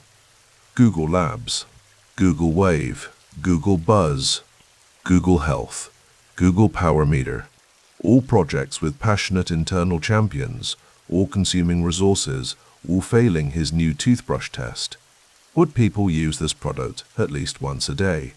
And would it meaningfully improve their lives? A soft knock interrupted his thoughts. Eric Schmidt, who had been CEO for the past decade, entered with a small smile. "Last day as chief," Eric said, settling into the chair opposite Larry. "Feeling nostalgic?" "No," Larry replied, his voice softer than it had been years before. "Feeling focused." Eric nodded. He understood Larry better than most, having guided Google through its adolescence while the founders retained creative control. "The board's behind you. The markets will watch closely, but they're optimistic." "I'm not worried about the markets," Larry said, turning one of his monitors toward Eric. On the screen was a simple dashboard showing 3 words: Android, Chrome, YouTube. "The new pillars," Eric nodded. "Clean architecture." "We've been building too many houses on sand," Larry said. "These are our foundations. Search pays the bills, but these 3 define our future." The 2 men sat in comfortable silence for a moment, the relationship between them having evolved from awkward arranged marriage to genuine partnership over the decade. "You'll ruffle feathers," Eric finally said. "The labs people, especially. Better to disappoint a few than fail the many," Larry replied, his voice carrying the gentle rasp that had become more pronounced in recent years. "Ship, then iterate. Fast is better than slow. We've known these principles from the beginning, but we've diluted them." By autumn 2011, the changes were already taking effect. The Googleplex cafeteria hummed with conversation as Larry made a rare appearance, his tray holding a carefully selected vegetarian lunch. Heads turned slightly as he passed, conversations temporarily suspended before resuming in hushed tones. He joined Sundar Pichai, who was overseeing Chrome and would soon take on additional responsibilities with Android. Sundar's calm demeanor complemented Larry's intensity, making him one of the few executives who could translate Larry's compressed, technical thoughts into practical execution plans. "The OKR reviews are working," Sundar said after they exchanged brief pleasantries. "Teams are self-correcting before the quarterly assessments." Larry nodded, pleased. The Objectives and Key Results framework, borrowed from Andy Grove's Intel, had become the backbone of Google's performance culture. Ruthless, transparent, data-driven, it cut through politics and focused energy on measurable outcomes. "And Chrome?" Larry asked between careful bites. "Market share up 4% last quarter, mobile integration improving weekly."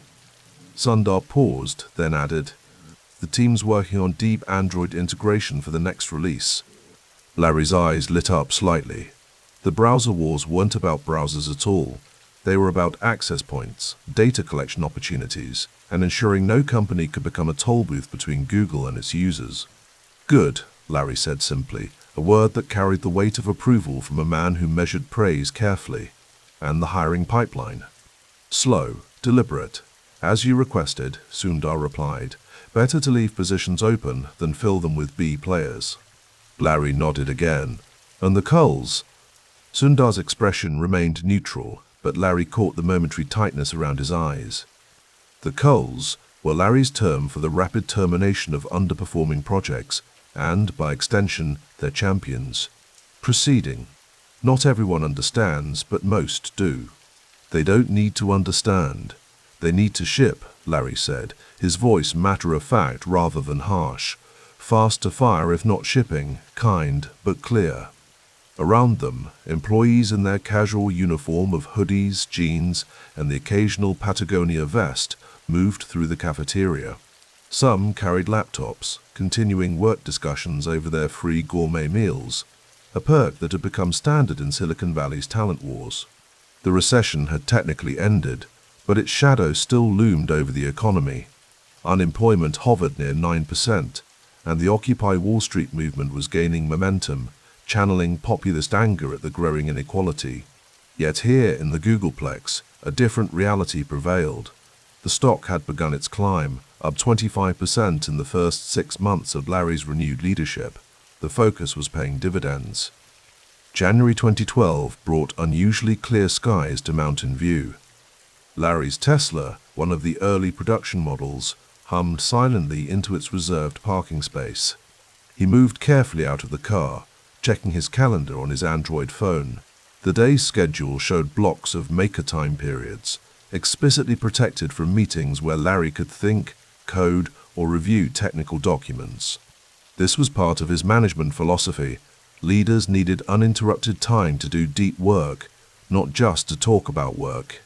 He had restructured his entire schedule around this principle, compressing necessary meetings into short, efficient blocks and preserving long stretches for creation and analysis.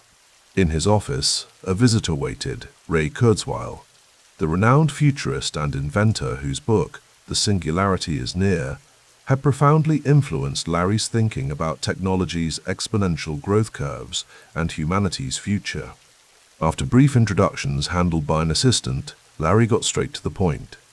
"I've been following your work on pattern recognition and natural language for years," Larry said, his voice quiet but intense. "We need to make machines understand language as humans do, not just words, meaning." Kurzweil, accustomed to thinking decades ahead, nodded appreciatively. "Search is still primitive. It finds keywords, not concepts." "Exactly," Larry replied, warming to the conversation. "Google should be the third half of your brain." Kurzweil smiled at the mathematical impossibility of the phrase, recognizing the ambition behind it. "You want to offer not just information retrieval, but intelligence augmentation."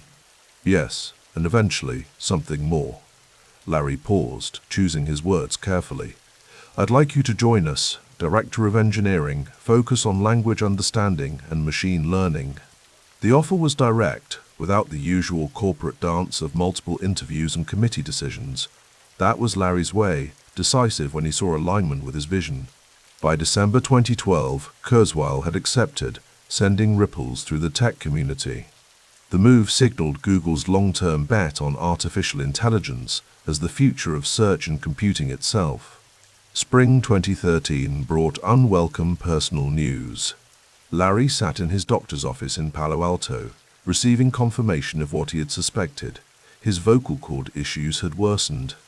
One cord had been paralyzed since 1999, but now the second was showing reduced function. "You'll need to be careful with your voice," the specialist advised. "Limit public speaking, consider voice therapy."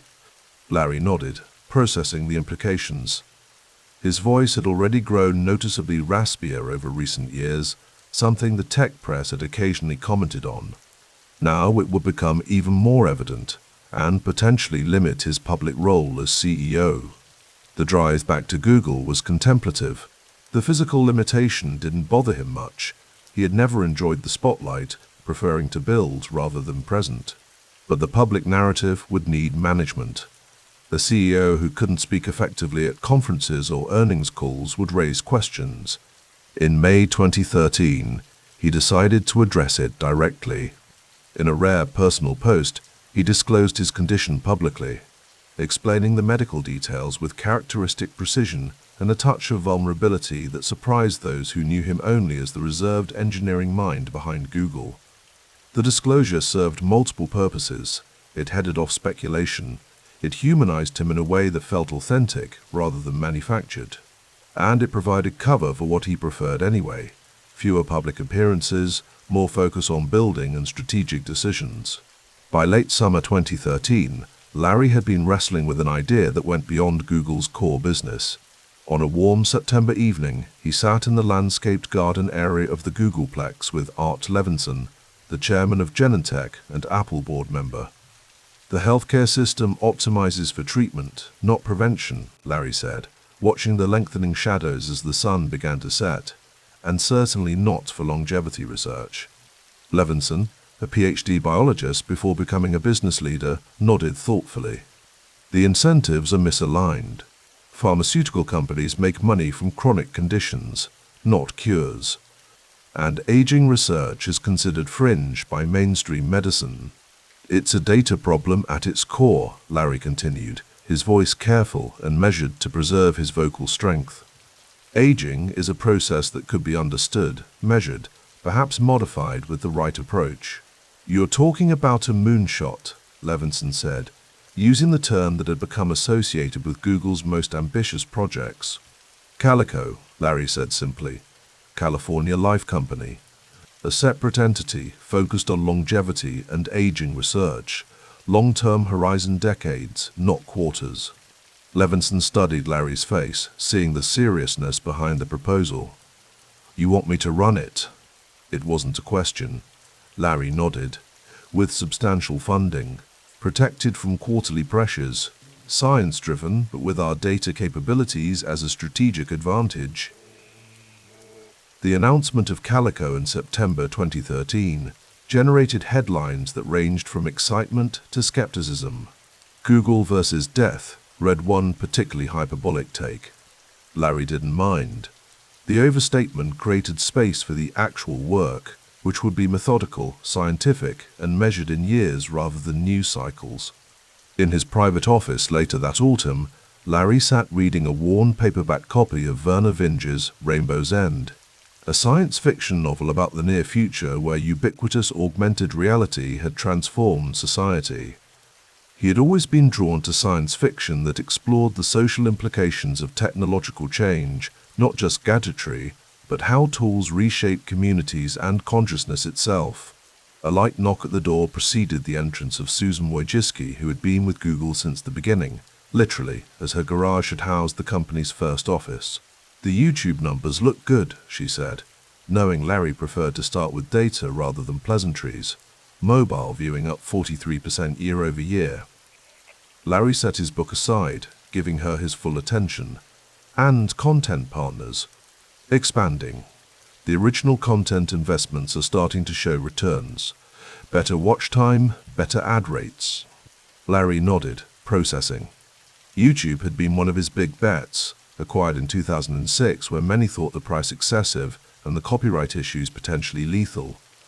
Now it was becoming clear the platform would be central to the future of media consumption. "The world is moving from scheduled broadcasting to on-demand viewing," Susan continued, "and from professional-only content to a mix that includes creators who would never have had distribution before." "Good ideas are always crazy until they're not," Larry said, one of his frequent observations about innovation. The statement could have applied to Google itself in its early days, to Android when mobile was still BlackBerry's domain, or to the moonshots he now championed. As Susan left, Larry returned to his book, but his mind wandered to the broader strategy taking shape. The reorganization and focus had worked. Google's stock had risen dramatically since his return as CEO, up nearly 180% from April 2011. Android had become the dominant mobile operating system globally. Chrome was gaining browser share steadily. YouTube was reinventing video distribution. And now, with Calico, He was planting a flag in territory far beyond search and advertising, using Google's resources to tackle fundamental human limitations like aging and disease. It was the kind of long-term thinking that the quarterly capitalism of Wall Street rarely rewarded, but that he had always believed in. The Googleplex was quiet now, evening having settled over Mountain View. Through his window, Larry could see buildings still lit with the glow of screens, engineers working late not because they had to, but because the problems were interesting enough to hold them after hours. He picked up a Rubik's Cube from his desk, his fingers automatically working the familiar patterns as his mind continued to process the complex, multi-dimensional puzzle of Google's future, a future that would extend beyond search, beyond advertising, beyond even computing as it was currently understood. The cube's colors aligned, one face, then another, the order emerging from complexity under his practiced hands. The rain fell in a gentle rhythm against the windows of the Googleplex, creating a soothing backdrop to the silence of Larry Page's corner office. Outside, the late 2014 Palo Alto evening had turned the sky the color of brushed steel. Larry stood at the floor-to-ceiling glass, watching the occasional Tesla glide through the parking lot, their sleek forms gleaming under the rain-slicked lights. He adjusted his collar, voice still raspy from the vocal cord paralysis that had become part of his identity. The condition had changed him in ways beyond the physical. It had made him more contemplative, more selective about when to speak, and increasingly wary of the public spotlight. Tonight, he was rehearsing for tomorrow's TED Talk, one of his increasingly rare public appearances. "I'd rather give my money to Elon than charity," he whispered to himself, testing the line. He knew it would provoke reaction, perhaps even outrage. But Larry had never been interested in conventional wisdom. His philosophy had always been about leverage and scale, finding the fulcrum points where technology could shift humanity forward by orders of magnitude, not increments. His assistant knocked softly. "Mr. Pichai is here, Larry." Sundar Pichai entered with the quiet confidence that had endeared him to Larry over the years. Indian-born, with a diplomatic demeanor that balanced Larry's more abrupt style, Sundar had become one of the most trusted lieutenants at Google. "The board is supportive," Sundar said, settling into a chair. "Ruth Porat is interested in the CFO position." Larry nodded. Ruth Porat, the Morgan Stanley executive whose financial discipline was legendary, would be a critical piece in what he and Sergey had begun calling the Alphabet Project. It wasn't just a restructuring, it was a reimagining of what a 21st century company could be. "The street wants transparency," Larry said, his voice barely above a whisper. "They want to see the core business separate from the moonshots. I think they're right." Sundar nodded. Google's become too complex to explain in a single narrative. Separating the established business from the experimental ventures makes sense. The rain intensified outside, and for a moment, both men sat in silence, contemplating the magnitude of what they were planning. Google had grown from a Stanford dorm room project to a global behemoth worth hundreds of billions. Now they were preparing to transform it again. "You'll make a good CEO, Sundar," Larry said finally, "for Google proper." A flicker of surprise crossed Sundar's face, quickly replaced by gratitude. "And you'll be able to focus on what you've always wanted, building the future." Larry's eyes drifted to a scale model of a self-driving car on his desk. "The toothbrush test still applies. 1 billion people every day. But now we need the freedom to place bets that might take a decade to pay off." The TED stage in Vancouver felt like an interrogation chamber, all spotlights and expectation. Larry, dressed in his trademark casual attire, spoke about moonshots and artificial intelligence, his voice carrying surprisingly well despite its limitations. "We should be building the future, not polishing the present," he said, scanning the audience. The crowd, a mixture of tech luminaries, venture capitalists, and thought leaders, leaned forward in their seats. When he delivered the line about preferring to give his money to Elon Musk rather than charity, a ripple of discomfort moved through the crowd. He understood the reaction. In a world of ostentatious philanthropy, his utilitarian view that hard tech innovation might do more lasting good than traditional charitable giving was controversial. Backstage after the talk, Sergey Brin waited, a bemused expression on his face. "You're trending on Twitter," Sergey said, showing Larry his phone. "The Elon comment is getting traction." Larry shrugged. "I meant it. Traditional charity addresses symptoms. People like Elon are trying to solve root causes: energy, transportation, space travel." Sergey pocketed his phone. "I know, but prepare for the op-eds." "I always do," Larry replied. Later that night, in the privacy of his hotel suite overlooking Vancouver Harbor, Larry refined the investment criteria that would govern Alphabet's future bets. He typed them into his laptop. 1, 10 times impact potential. Incremental improvements won't justify our scale. 2, daily utility, the toothbrush test. Does it touch 1 billion lives daily? 3, technical risk over market risk. We solve hard engineering problems. We don't chase trends. 4, compounding feedback loops. Usage, data, better product, more usage. He stared at the list, satisfied. These weren't arbitrary preferences. They were the distillation of everything he'd learned about creating value at civilization scale. Google had begun with PageRank, an algorithm that mapped the structure of human knowledge. But now, the ambition has expanded far beyond organizing information. The summer of 2015 brought a heat wave to Palo Alto. Outside Larry's home, where the median property value had climbed to an absurd $2.5 million, sprinklers fought a losing battle against the California drought. Inside, in his home office, the climate control maintained a perfect 72 degrees as Larry and Sergey finalized the details of the Alphabet announcement with their legal team. "The Class B shares maintain our voting control," the lawyer explained, pointing to a diagram. "You'll each have approximately 6% economic interest, but collectively maintain majority voting power." Larry nodded. The dual-class structure wasn't about greed, it was about mission protection. Public markets were fickle, prone to short-term thinking. The moonshot bets, from extending human lifespan at Calico to self-driving cars at what would become Waymo, needed shelter from quarterly pressures. "And the Page Family LLC structure?" Larry asked. "It provides optimal flexibility for estate planning and philanthropy without sacrificing control," the lawyer replied. Larry caught Sergey's eye. Neither of them had signed the giving pledge that Buffett and Gates had been promoting. It wasn't that they didn't believe in giving back, they simply had a different vision of how to maximize impact. The Carl Victor Page Memorial Foundation, named after Larry's father, made targeted grants in areas Larry cared about: STEM education, environmental research, but at a modest scale compared to his wealth. "I think we're ready," Larry said finally. "Let's set the announcement for August 10th. Ruth Porat's arrival at Google in May 2015 sent an immediate signal to Wall Street. The former Morgan Stanley CFO brought financial discipline that the market had long desired.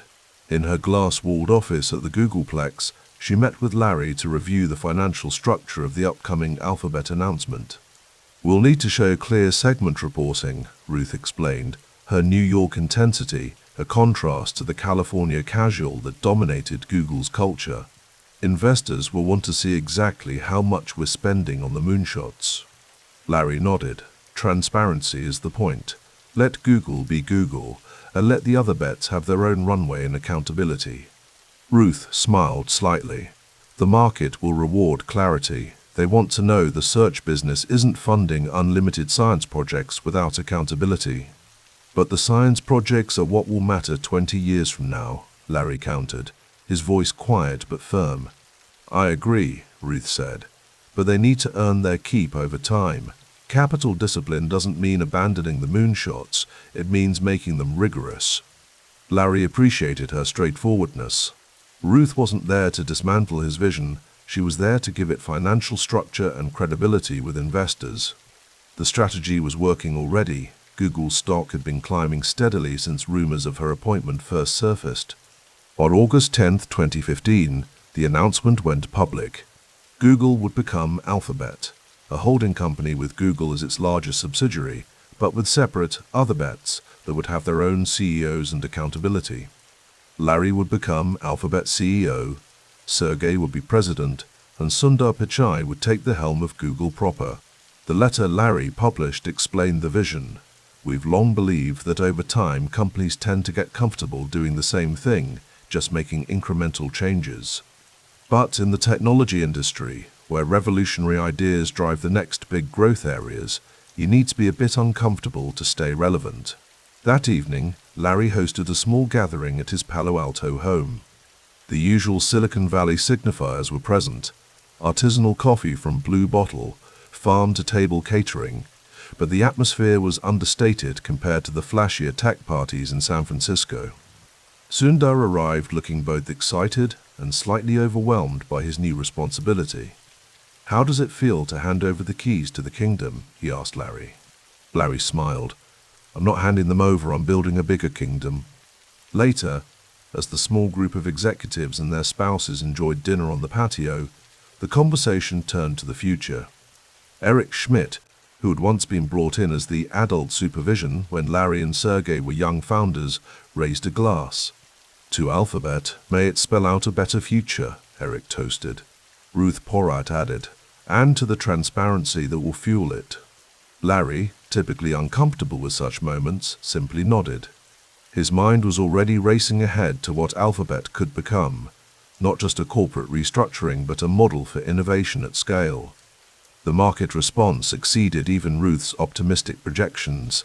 In the months following the Alphabet announcement, the stock climbed nearly 50%. Wall Street analysts praised the transparency, the focus, and the clear delineation between the profit-generating core and the ambitious other bets. In October 2015, when the restructuring officially took effect, Larry found himself in a new office, still on the same campus, but symbolically removed from the day-to-day operations of Google. His role had evolved from operator to allocator, from manager to visionary. The first board meeting of Alphabet had an energy that reminded Larry of Google's early days. The other bet CEOs presented their visions: Calico's mission to extend human lifespan, Verily work on health data, X's portfolio of moonshots, Fiber's infrastructure play. When the presentations concluded, Larry spoke to the assembled leaders. "We're not here to make small improvements.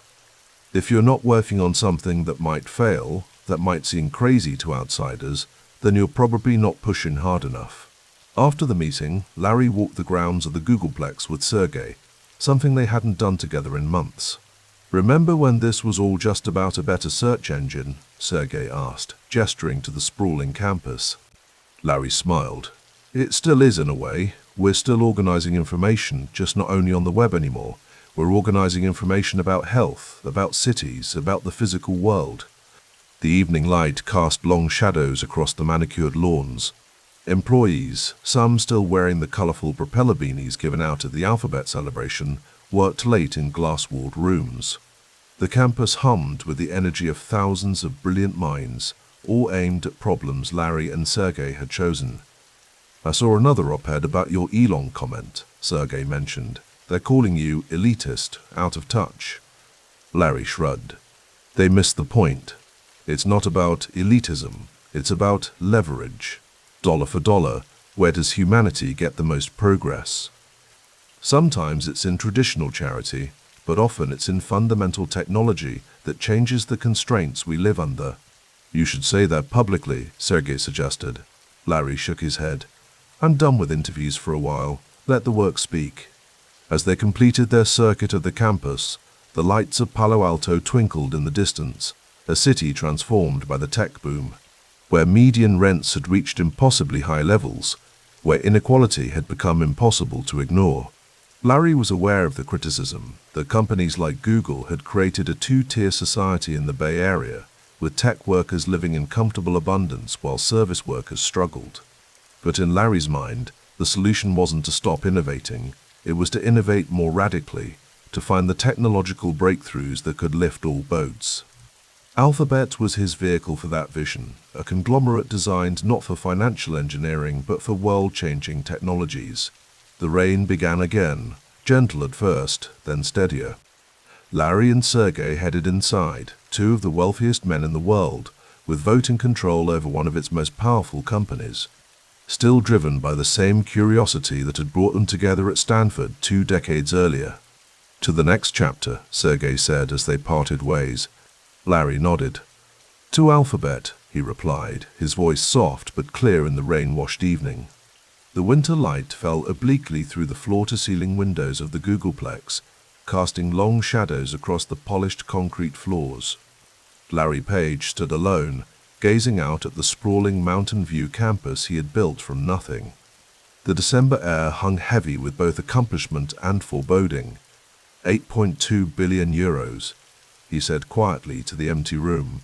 The number had a certain weight to it, even for a man whose personal fortune exceeded $50 billion.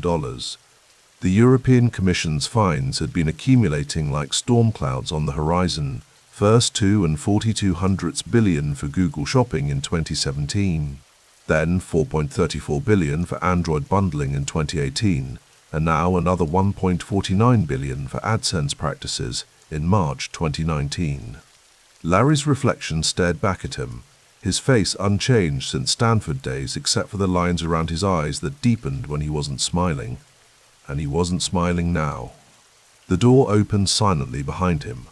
Sergey Brin, his co-founder and lifelong intellectual sparring partner, slipped into the room with his characteristic casual grace. "They're waiting in the boardroom," Sergey said. "Pichai's got the presentation ready." Larry nodded without turning. "And they want an answer today."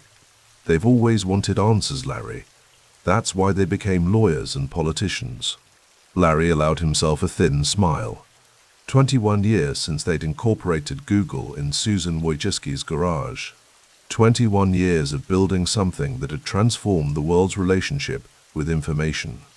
And now, increasingly, 21 years of explaining themselves to regulators who viewed their success with suspicion. "Remember when we just wrote code?" Larry asked, his voice barely above a whisper. Sergey came to stand beside him at the window. "We still write code. We just have 50,000 people doing it for us now." The silence between them was comfortable, forged through decades of partnership. Outside, employees moved between buildings on multicolored bicycles. The physical manifestation of what they had built still looked like a utopia. Micro kitchens stocked with organic snacks, massage rooms, volleyball courts. But the mood had changed. Larry finally turned from the window. "Let's not keep them waiting." The boardroom was populated with faces that had become constants in Larry's world. Susan Wojcicki, now running YouTube. David Drummond, the chief legal officer whose own conduct would soon come under scrutiny, and Sundar Pichai, who had been running Google since the Alphabet reorganization in 2015. Eric Schmidt, their former CEO and longtime advisor, sat near the head of the table, his expression inscrutable. "The Maven situation is contained," Pichai was saying as they entered, his voice calm and measured. "We've announced we won't renew the Pentagon contract, and the AI Principles publication has been well received internally." Larry slid into his seat without fanfare. Project Maven, Google's contract to provide AI for analyzing drone footage, had sparked an unprecedented employee rebellion in March 2018. 4,000 employees had signed a petition. A dozen had resigned in protest. "At what cost?" Drummond asked. "The defense sector could be worth billions. Microsoft and Amazon aren't backing away from military contracts." Larry's eyes narrowed slightly. "We're not Microsoft or Amazon," he said, his voice soft but cutting. "The talent exodus would cost us more than the contracts are worth. Our engineers won't build weapon systems, and I won't ask them to." The room fell silent. Larry rarely asserted his authority so directly anymore, preferring to operate through questions and delegation. When he did speak definitively, it carried weight. "The principles are clear," Pichai added, nodding to Larry. "No AI for weapons or surveillance that violates internationally accepted norms. It's the right ethical stance, and it's good business long term." Larry nodded almost imperceptibly. He had always maintained that Google's moral compass wasn't a liability but a competitive advantage, a way to attract the kind of idealistic, brilliant minds that couldn't be hired with money alone. The Maven decision had cost them potential revenue, but preserved something more valuable, their culture. Let's move to the next item, Schmidt said, steering the conversation. The Times story about Andy Rubin. The temperature in the room seemed to drop by several degrees. Later that evening, Larry sat alone in his Palo Alto home, a modernist structure of glass and sustainable materials that reflected his preference for elegant minimalism. The New York Times expose about Andy Rubin was open on his tablet. The damning revelation that the Android co-founder had received a $90 million exit package in 2014, despite credible sexual misconduct allegations. His phone buzzed with a text from Sergey, 20,000 plus for tomorrow's walkout. CNN will cover. Larry set the phone down carefully. The employee walkout planned for November 1, 2018 would be unprecedented. 20,000 Google employees and contractors around the world, protesting the company's handling of sexual harassment cases and demanding an end to forced arbitration. He hadn't issued a statement about the Rubin situation. Some saw his silence as detachment, others as strategic patience. The truth was more complex. Larry had never sought the spotlight, had actively avoided it whenever possible. His strength was systems thinking, not public performance. Since 2015, he had given no interviews, made no public appearances beyond the obligatory shareholder meetings. Where Mark Zuckerberg had testified before Congress in April 2018, sweating under the Klieg lights, Larry had remained in the background. He had built Google differently than Zuckerberg had built Facebook, with dual-class shares that ensured he and Sergey would maintain control regardless of external pressure. It was a structure designed to protect long-term thinking from quarterly hysteria. But the Rubin payout had exposed a blind spot in his systems thinking, how power could be abused within the structures he had built, and how the very culture of meritocracy could be weaponized to protect the privileged few. His finger hovered over Susan Wojcicki's contact. She had been their first landlord, letting them set up in her garage in 1998. Now she ran YouTube, a platform facing its own moderation crises.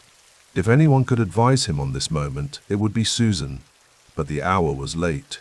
Instead, he opened a message to Sundar Pichai. End the forced arbitration. It's the right thing to do. The November winds whipped across the Googleplex Plaza as thousands of employees streamed out of buildings, many wearing black. Signs bobbed above the crowd.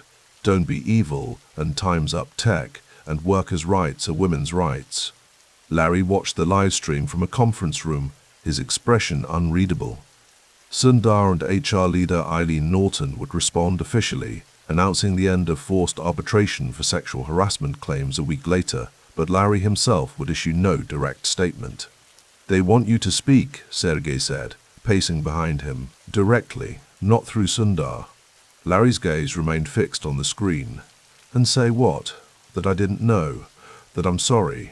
Words don't fix systems. Changes fix systems.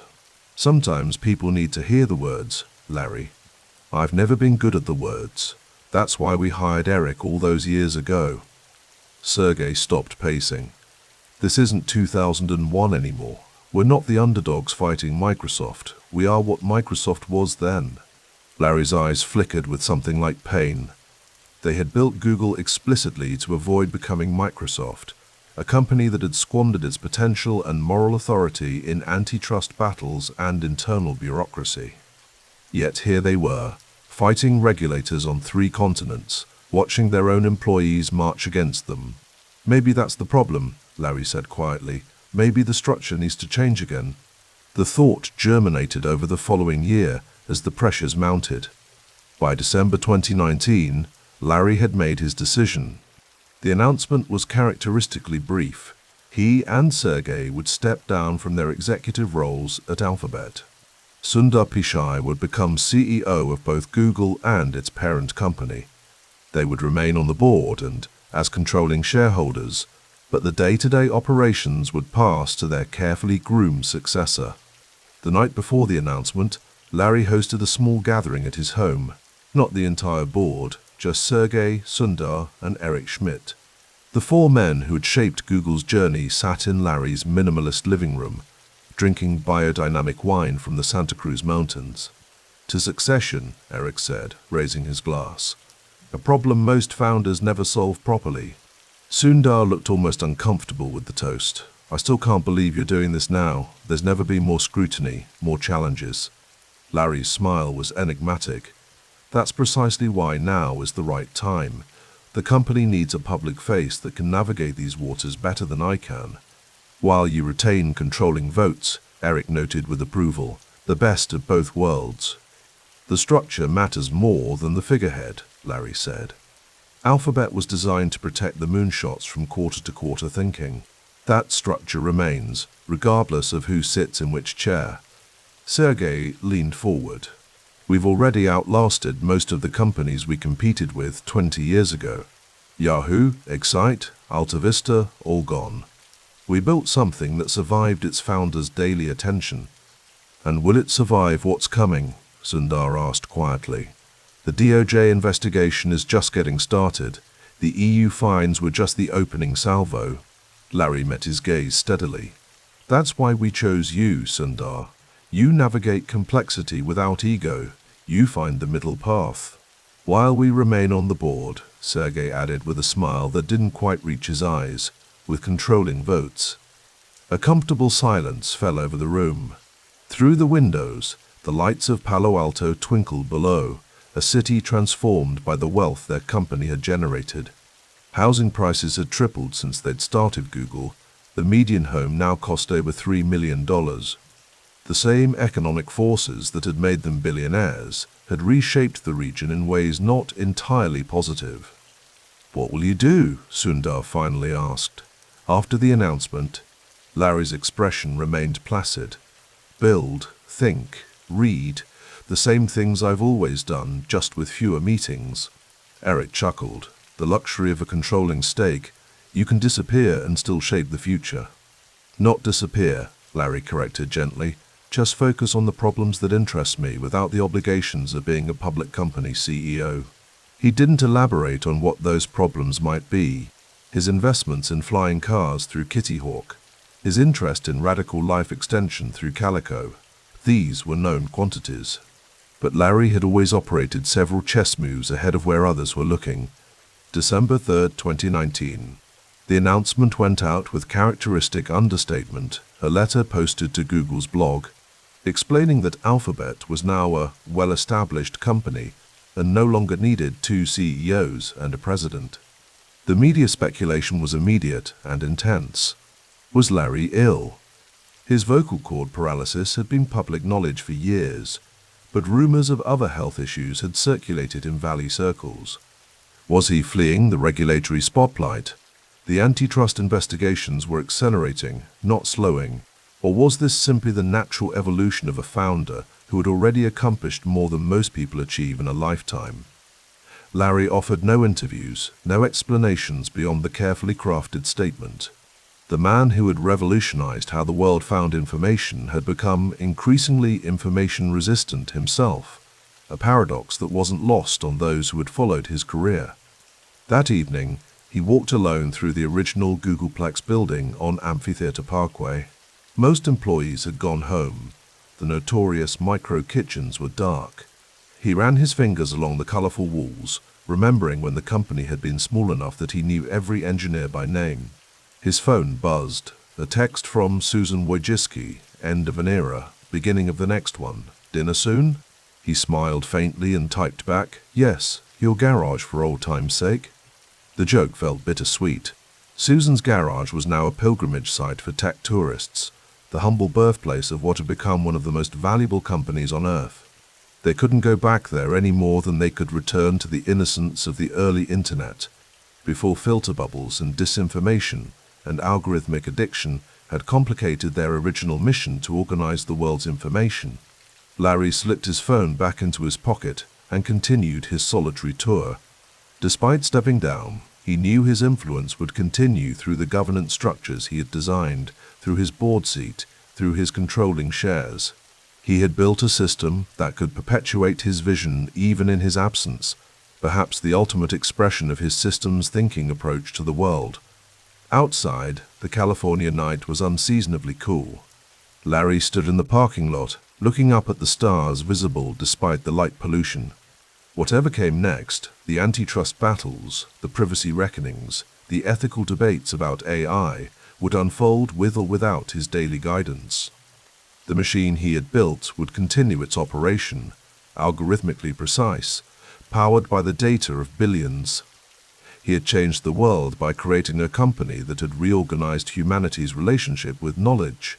Now, with the quiet certainty that had characterized his career, Larry Page stepped back into the shadows, still watching, still controlling, but no longer at the center of the storm he had helped create. The fluorescent glare of data center lights reflected off the stark aluminum and glass surfaces of the Googleplex boardroom. Larry Page sat at the far end of the table, his presence quiet yet commanding. Outside, the Silicon Valley sun cast long shadows across the manicured campus grounds as late 2020 crept toward winter. The world had changed profoundly since March. Pandemic lockdowns, economic volatility, and a workforce scattered to home offices across the Bay Area. Larry studied the document before him, fingers tracing the Department of Justice letterhead. The antitrust suit filed in October named Google as a monopoly, but his name appeared only in passing, a strategic separation he had engineered years earlier. "They're focusing on the search default deals," said Kent Walker, Google's chief legal officer, "particularly the Apple agreement." Larry nodded, his expression neutral. "And Sundar? He'll testify. The preparation team is already working with him." A small smile crossed Larry's face. The decision to step back from day-to-day operations in 2019 now seemed prescient. Sundar Pichai would face the congressional hearings and legal depositions, while Larry maintained his distance, not from power, but from its most visible manifestations. "The complaint cites emails from 2010, Kent continued. "Your discussions about the value of defaults." "Ancient history," Larry replied softly. "The world was different then." In the silence that followed, Larry glanced at his watch, a simple timepiece, not the ostentatious symbols of wealth favored by some of his peers. At 57, his hair had grayed considerably, but his gaze retained the intensity that had built one of history's most valuable companies. Later that evening, Larry piloted his Cirrus SR-22 aircraft toward his Palo Alto compound. Flying had become more than a hobby. It was freedom, a respite from the ground-bound concerns of regulators and markets. As he descended through the darkening sky, the sprawling lights of Silicon Valley spread beneath him like a circuit board coming alive. His phone chimed with a notification. Alphabet's stock had closed at a near-record high, despite the antitrust news. The pandemic had accelerated digital transformation, driving search volume, YouTube viewership, and cloud adoption to unprecedented levels. His net worth had swelled to over $100 billion, a number so abstract it barely registered as real. The estate came into view as he landed at the private airstrip adjacent to his property. The compound wasn't ostentatious by Billionaire standards, but it was expansive, designed for privacy rather than display. As Larry entered his home, the smart lighting system automatically adjusted to a warm, subdued glow. Ruth called, his assistant informed him. "The quarterly numbers are ready for review." Ruth Porat, Alphabet's CFO, had been instrumental in bringing financial discipline to the company's moonshot ventures. Under her watch, the other bets had been reined in, their burn rates carefully monitored.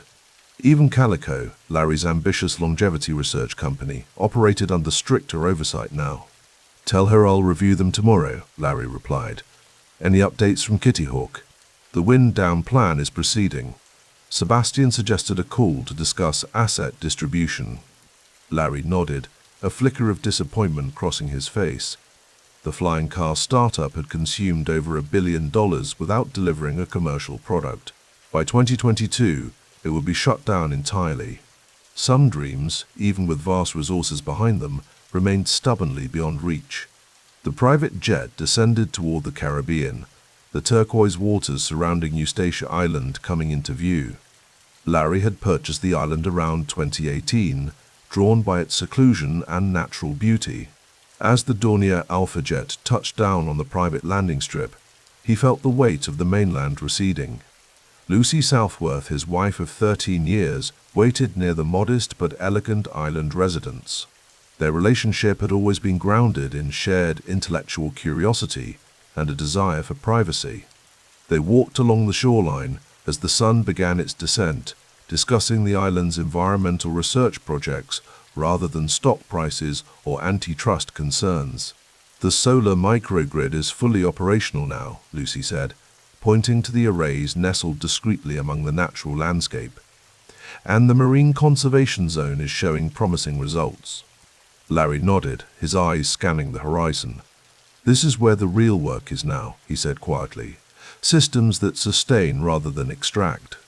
The irony wasn't lost on him that his wealth, derived from an attention economy that many criticized as extractive, now funded research into sustainability and longevity. The Carl Victor Page Memorial Foundation, named for his father, distributed modest grants annually, but the real capital flowed through structural channels. Alphabet's research divisions, investments in Planet Labs' satellite imaging, and the still unproven but potentially revolutionary work at Calico. "Did you see the latest results from Calico?" Lucy asked. "Yes. Still no approved drugs, but the biomarker research is promising." Larry's tone was measured. Calico had absorbed over $1.5 billion since its founding in 2013, with no marketable therapies yet. Critics called it a vanity project. He saw it as a rational investment in humanity's most fundamental constraint, the biological limits of human lifespan. The Alphabet board meeting in early 2023 convened virtually, a concession to ongoing pandemic protocols. Larry sat in his home office, surrounded by books and models of aircraft. The screen before him displayed familiar faces: Sergey Brin, John Hennessy, Ruth Porat, and others who helped steer the $1.7 trillion company. "The DOJ trial begins in September," Sundar Pichai reported. "Our legal team believes we have strong arguments regarding the competitive landscape and consumer choice." Larry listened more than he spoke. At board level, his influence operated through structure and governance rather than operational directives. The dual-class share structure he and Sergey had insisted upon during the 2004 IPO ensured they maintained voting control despite owning a smaller economic stake. This was power as architecture rather than performance. "And the AI initiatives?" Larry asked during a pause. "Accelerating," Sundar replied. ChatGPT's release last November changed market expectations. Bard launched in February, and we're integrating generative AI across products. Larry nodded. Google had pioneered AI research, but found itself in the unfamiliar position of playing catch-up to OpenAI's public deployment. The technology's emergence validated his long-term thesis about machine learning, but the execution gap revealed organizational constraints he had once sought to eliminate. After the meeting, Larry called Sergey. Their friendship had evolved over decades but remained central to both men's lives. They spoke rarely of day-to-day business, focusing instead on technological horizons and the philosophical implications of their creation. "The DOJ case reminds me of Microsoft in the 90s, Sergey mused. "Remember how we used to talk about them?" Larry smiled faintly. "We said we'd never become that company. The irony isn't lost on me." "Different era, different concerns," Sergey replied. "But the principles remain. Build something useful, keep improving it, let users decide." "The scale changes everything," Larry countered. 8.5 billion searches per day, 3 billion Android devices. At that magnitude, even small decisions have global consequences. The conversation drifted to their children, to physics problems, to the possibility of sustainable air travel. Anything but the antitrust case that would put their company's business model under judicial scrutiny. In January 2025, the morning fog hung low over Palo Alto as Larry reviewed his financial position. Bloomberg estimated his net worth at $117 billion, placing him 7th on the global list. The composition remained largely unchanged, approximately 85% in Alphabet stock, primarily the high-voting Class B shares that ensured continued control. His 38 million shares represented just a fraction of Alphabet's outstanding equity, but translated to billions in potential liquidity and outsized governance influence. Over the past 5 years, he had sold shares sporadically for liquidity and tax planning, but never enough to signal a loss of confidence. A notification appeared on his screen. Susan Wojcicki, YouTube's former CEO and one of Google's earliest employees, had died of lung cancer the previous August. Larry sat back, momentarily transported to 1998, when Susan had rented her garage to the fledgling search company. Her death at 56 underscored the central paradox of his existence: boundless resources deployed against the ultimate constraint of human mortality. He opened the latest report from Calico. After 12 years and billions invested, the longevity research company had yet to produce an approved therapy. The timeline for drug development was notoriously long, but Larry had hoped for more tangible progress by now. He made a note to discuss pipeline acceleration with Arthur Levinson, Calico's CEO. Later that morning, Larry boarded his AlphaJet for a flight along the California coast. The aircraft, a civilian variant of a military trainer, satisfied his appreciation for performance engineering. As he soared above the Pacific, his thoughts turned to the contrasting public perceptions of his wealth. Critics pointed to his modest public philanthropy, less than 1% of his fortune donated visibly, as evidence of hoarding amid inequality. Defenders argued that his investments in transformative technology represented a different kind of philanthropy, one focused on step changes rather than incremental relief. The truth, as Larry saw it, lay somewhere in between. His approach to giving mirrored his approach to technology: seek leverage points where small inputs could yield system-wide changes. Traditional charity tackled symptoms. He preferred addressing root causes through structural innovation. The video call connected Larry to Eric Schmidt, Google's former CEO and executive chairman. Their relationship had evolved over decades from professional necessity to genuine friendship, with Schmidt serving as public ambassador while Larry built in the background. The DOJ case is dragging on, Eric observed. Final arguments expected this summer. Larry nodded. And the likely outcome? Mixed. Possibly restrictions on default agreements, maybe a fine. Structural separation seems unlikely based on the judge's questions. And public sentiment? Eric paused. Tech backlash continues, but it's more nuanced now. The pandemic reminded people how essential digital infrastructure has become. Larry gazed out his window at the Palo Alto sky. We built something that organizes the world's information. Along the way, it became the world's largest advertising platform. The tension between those missions was inevitable. You've always been clear-eyed about that, Eric replied. Remember when you insisted on separating ads from organic results, when others wanted to blur the line? Larry smiled faintly. The toothbrush test still matters. Would someone use this twice a day? Would it improve their life? That's the core question, not the monetization strategy. The conversation shifted to YouTube, which had grown to over $31 billion in annual revenue. What had once been a speculative $1.65 billion acquisition in 2006 was now valued by analysts at $300 to $400 billion if separated from Google, a 200 times return that vindicated Page's platform instincts. How's Kitty Hawk's wind down proceeding? Eric asked. A shadow crossed Larry's face. Complete. Assets absorbed or liquidated. The technology wasn't ready, and the regulatory environment wasn't conducive. But you haven't given up on the concept. No, Larry replied. The vision was right, making flying accessible, reducing ground traffic, opening new commuting patterns. The first implementation failed, but the idea remained sound. Summer brought antitrust developments as the DOJ case entered its final phase. Larry maintained his distance, reviewing legal briefs but allowing Sundar Pichai and the legal team to manage the public response. His name appeared in court documents, emails and strategy memos from earlier eras, but he would not take the witness stand.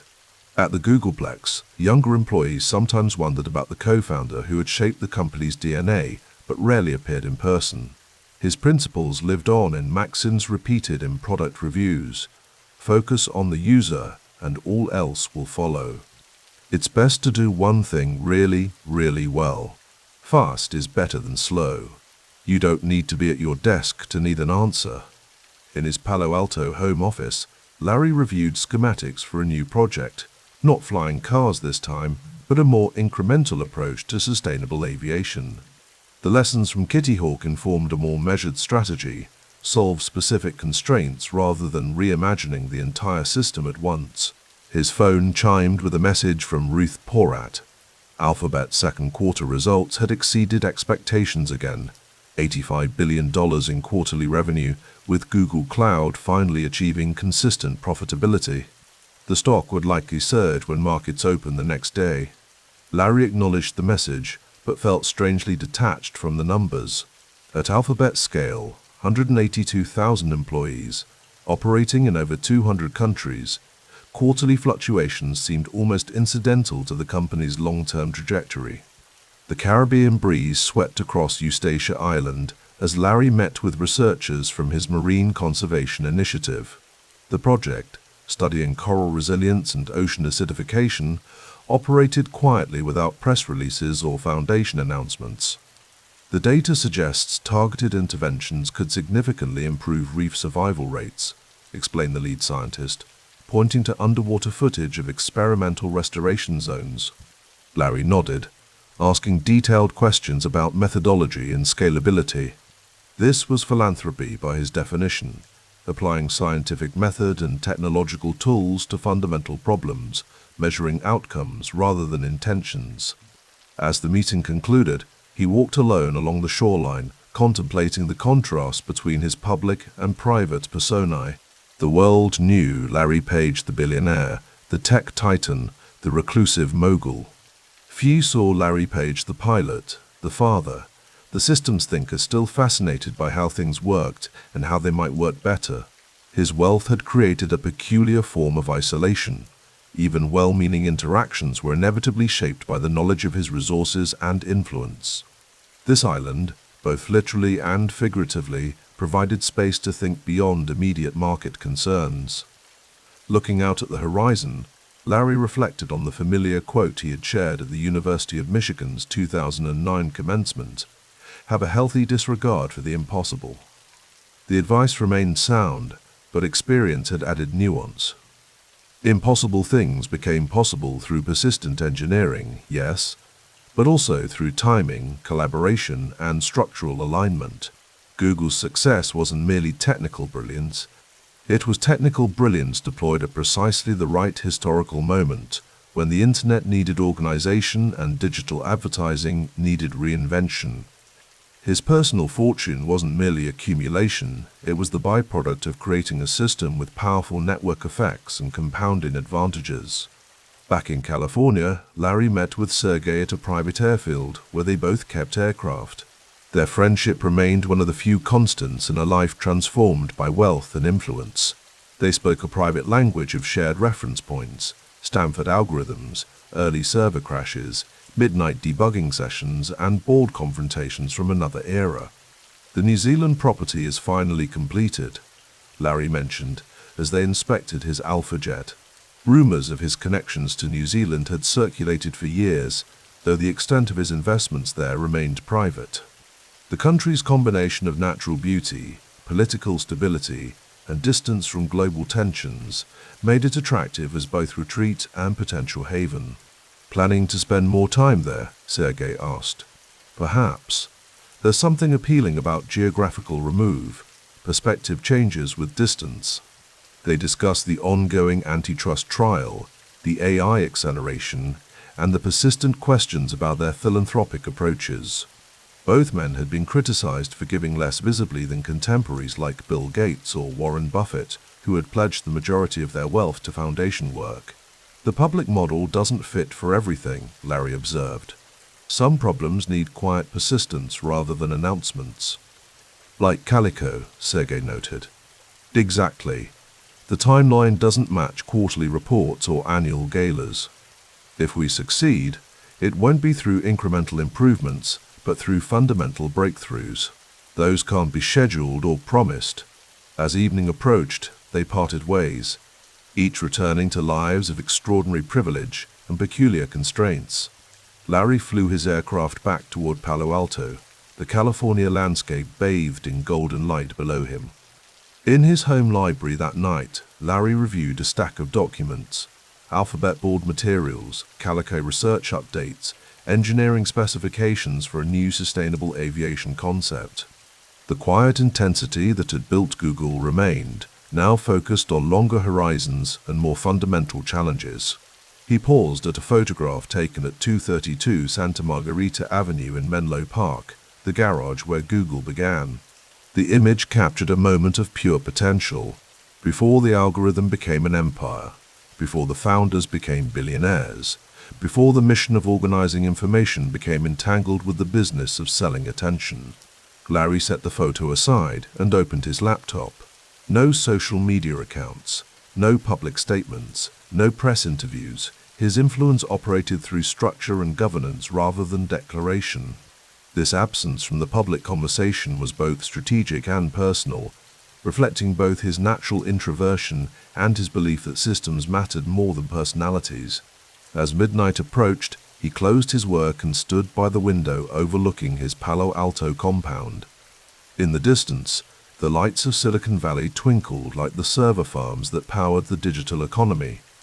The irony wasn't lost on him that his vision for a more efficient, information-rich world had succeeded beyond imagination, creating wealth that now funded his search for what came next. Larry Page had built one of history's most valuable companies by understanding that links between websites contained implicit information about their relevance and authority. Now, with resources few humans had ever controlled, he sought connections between longer threads, longevity and purpose, innovation and responsibility, personal ambition and collective welfare. The questions that would define his legacy remained open. Would Calico's research extend human health span? Would his approach to philanthropy, quiet, structural, focused on root causes, ultimately deliver more value than traditional giving? Would Alphabet's governance model prove resilient as founders aged and markets evolved? Would history view him as a visionary who elevated humanity, or a technocrat who accumulated power without sufficient accountability? Larry Page, the engineer who had once rewired the web's information architecture, now operated at the intersection of wealth, governance, and legacy planning, still building systems, still seeking leverage points, still maintaining a healthy disregard for the impossible, while acknowledging the complex realities of scale and impact. The night deepened around his quiet compound as another day in the life of one of the world's most influential and elusive billionaires came to a close.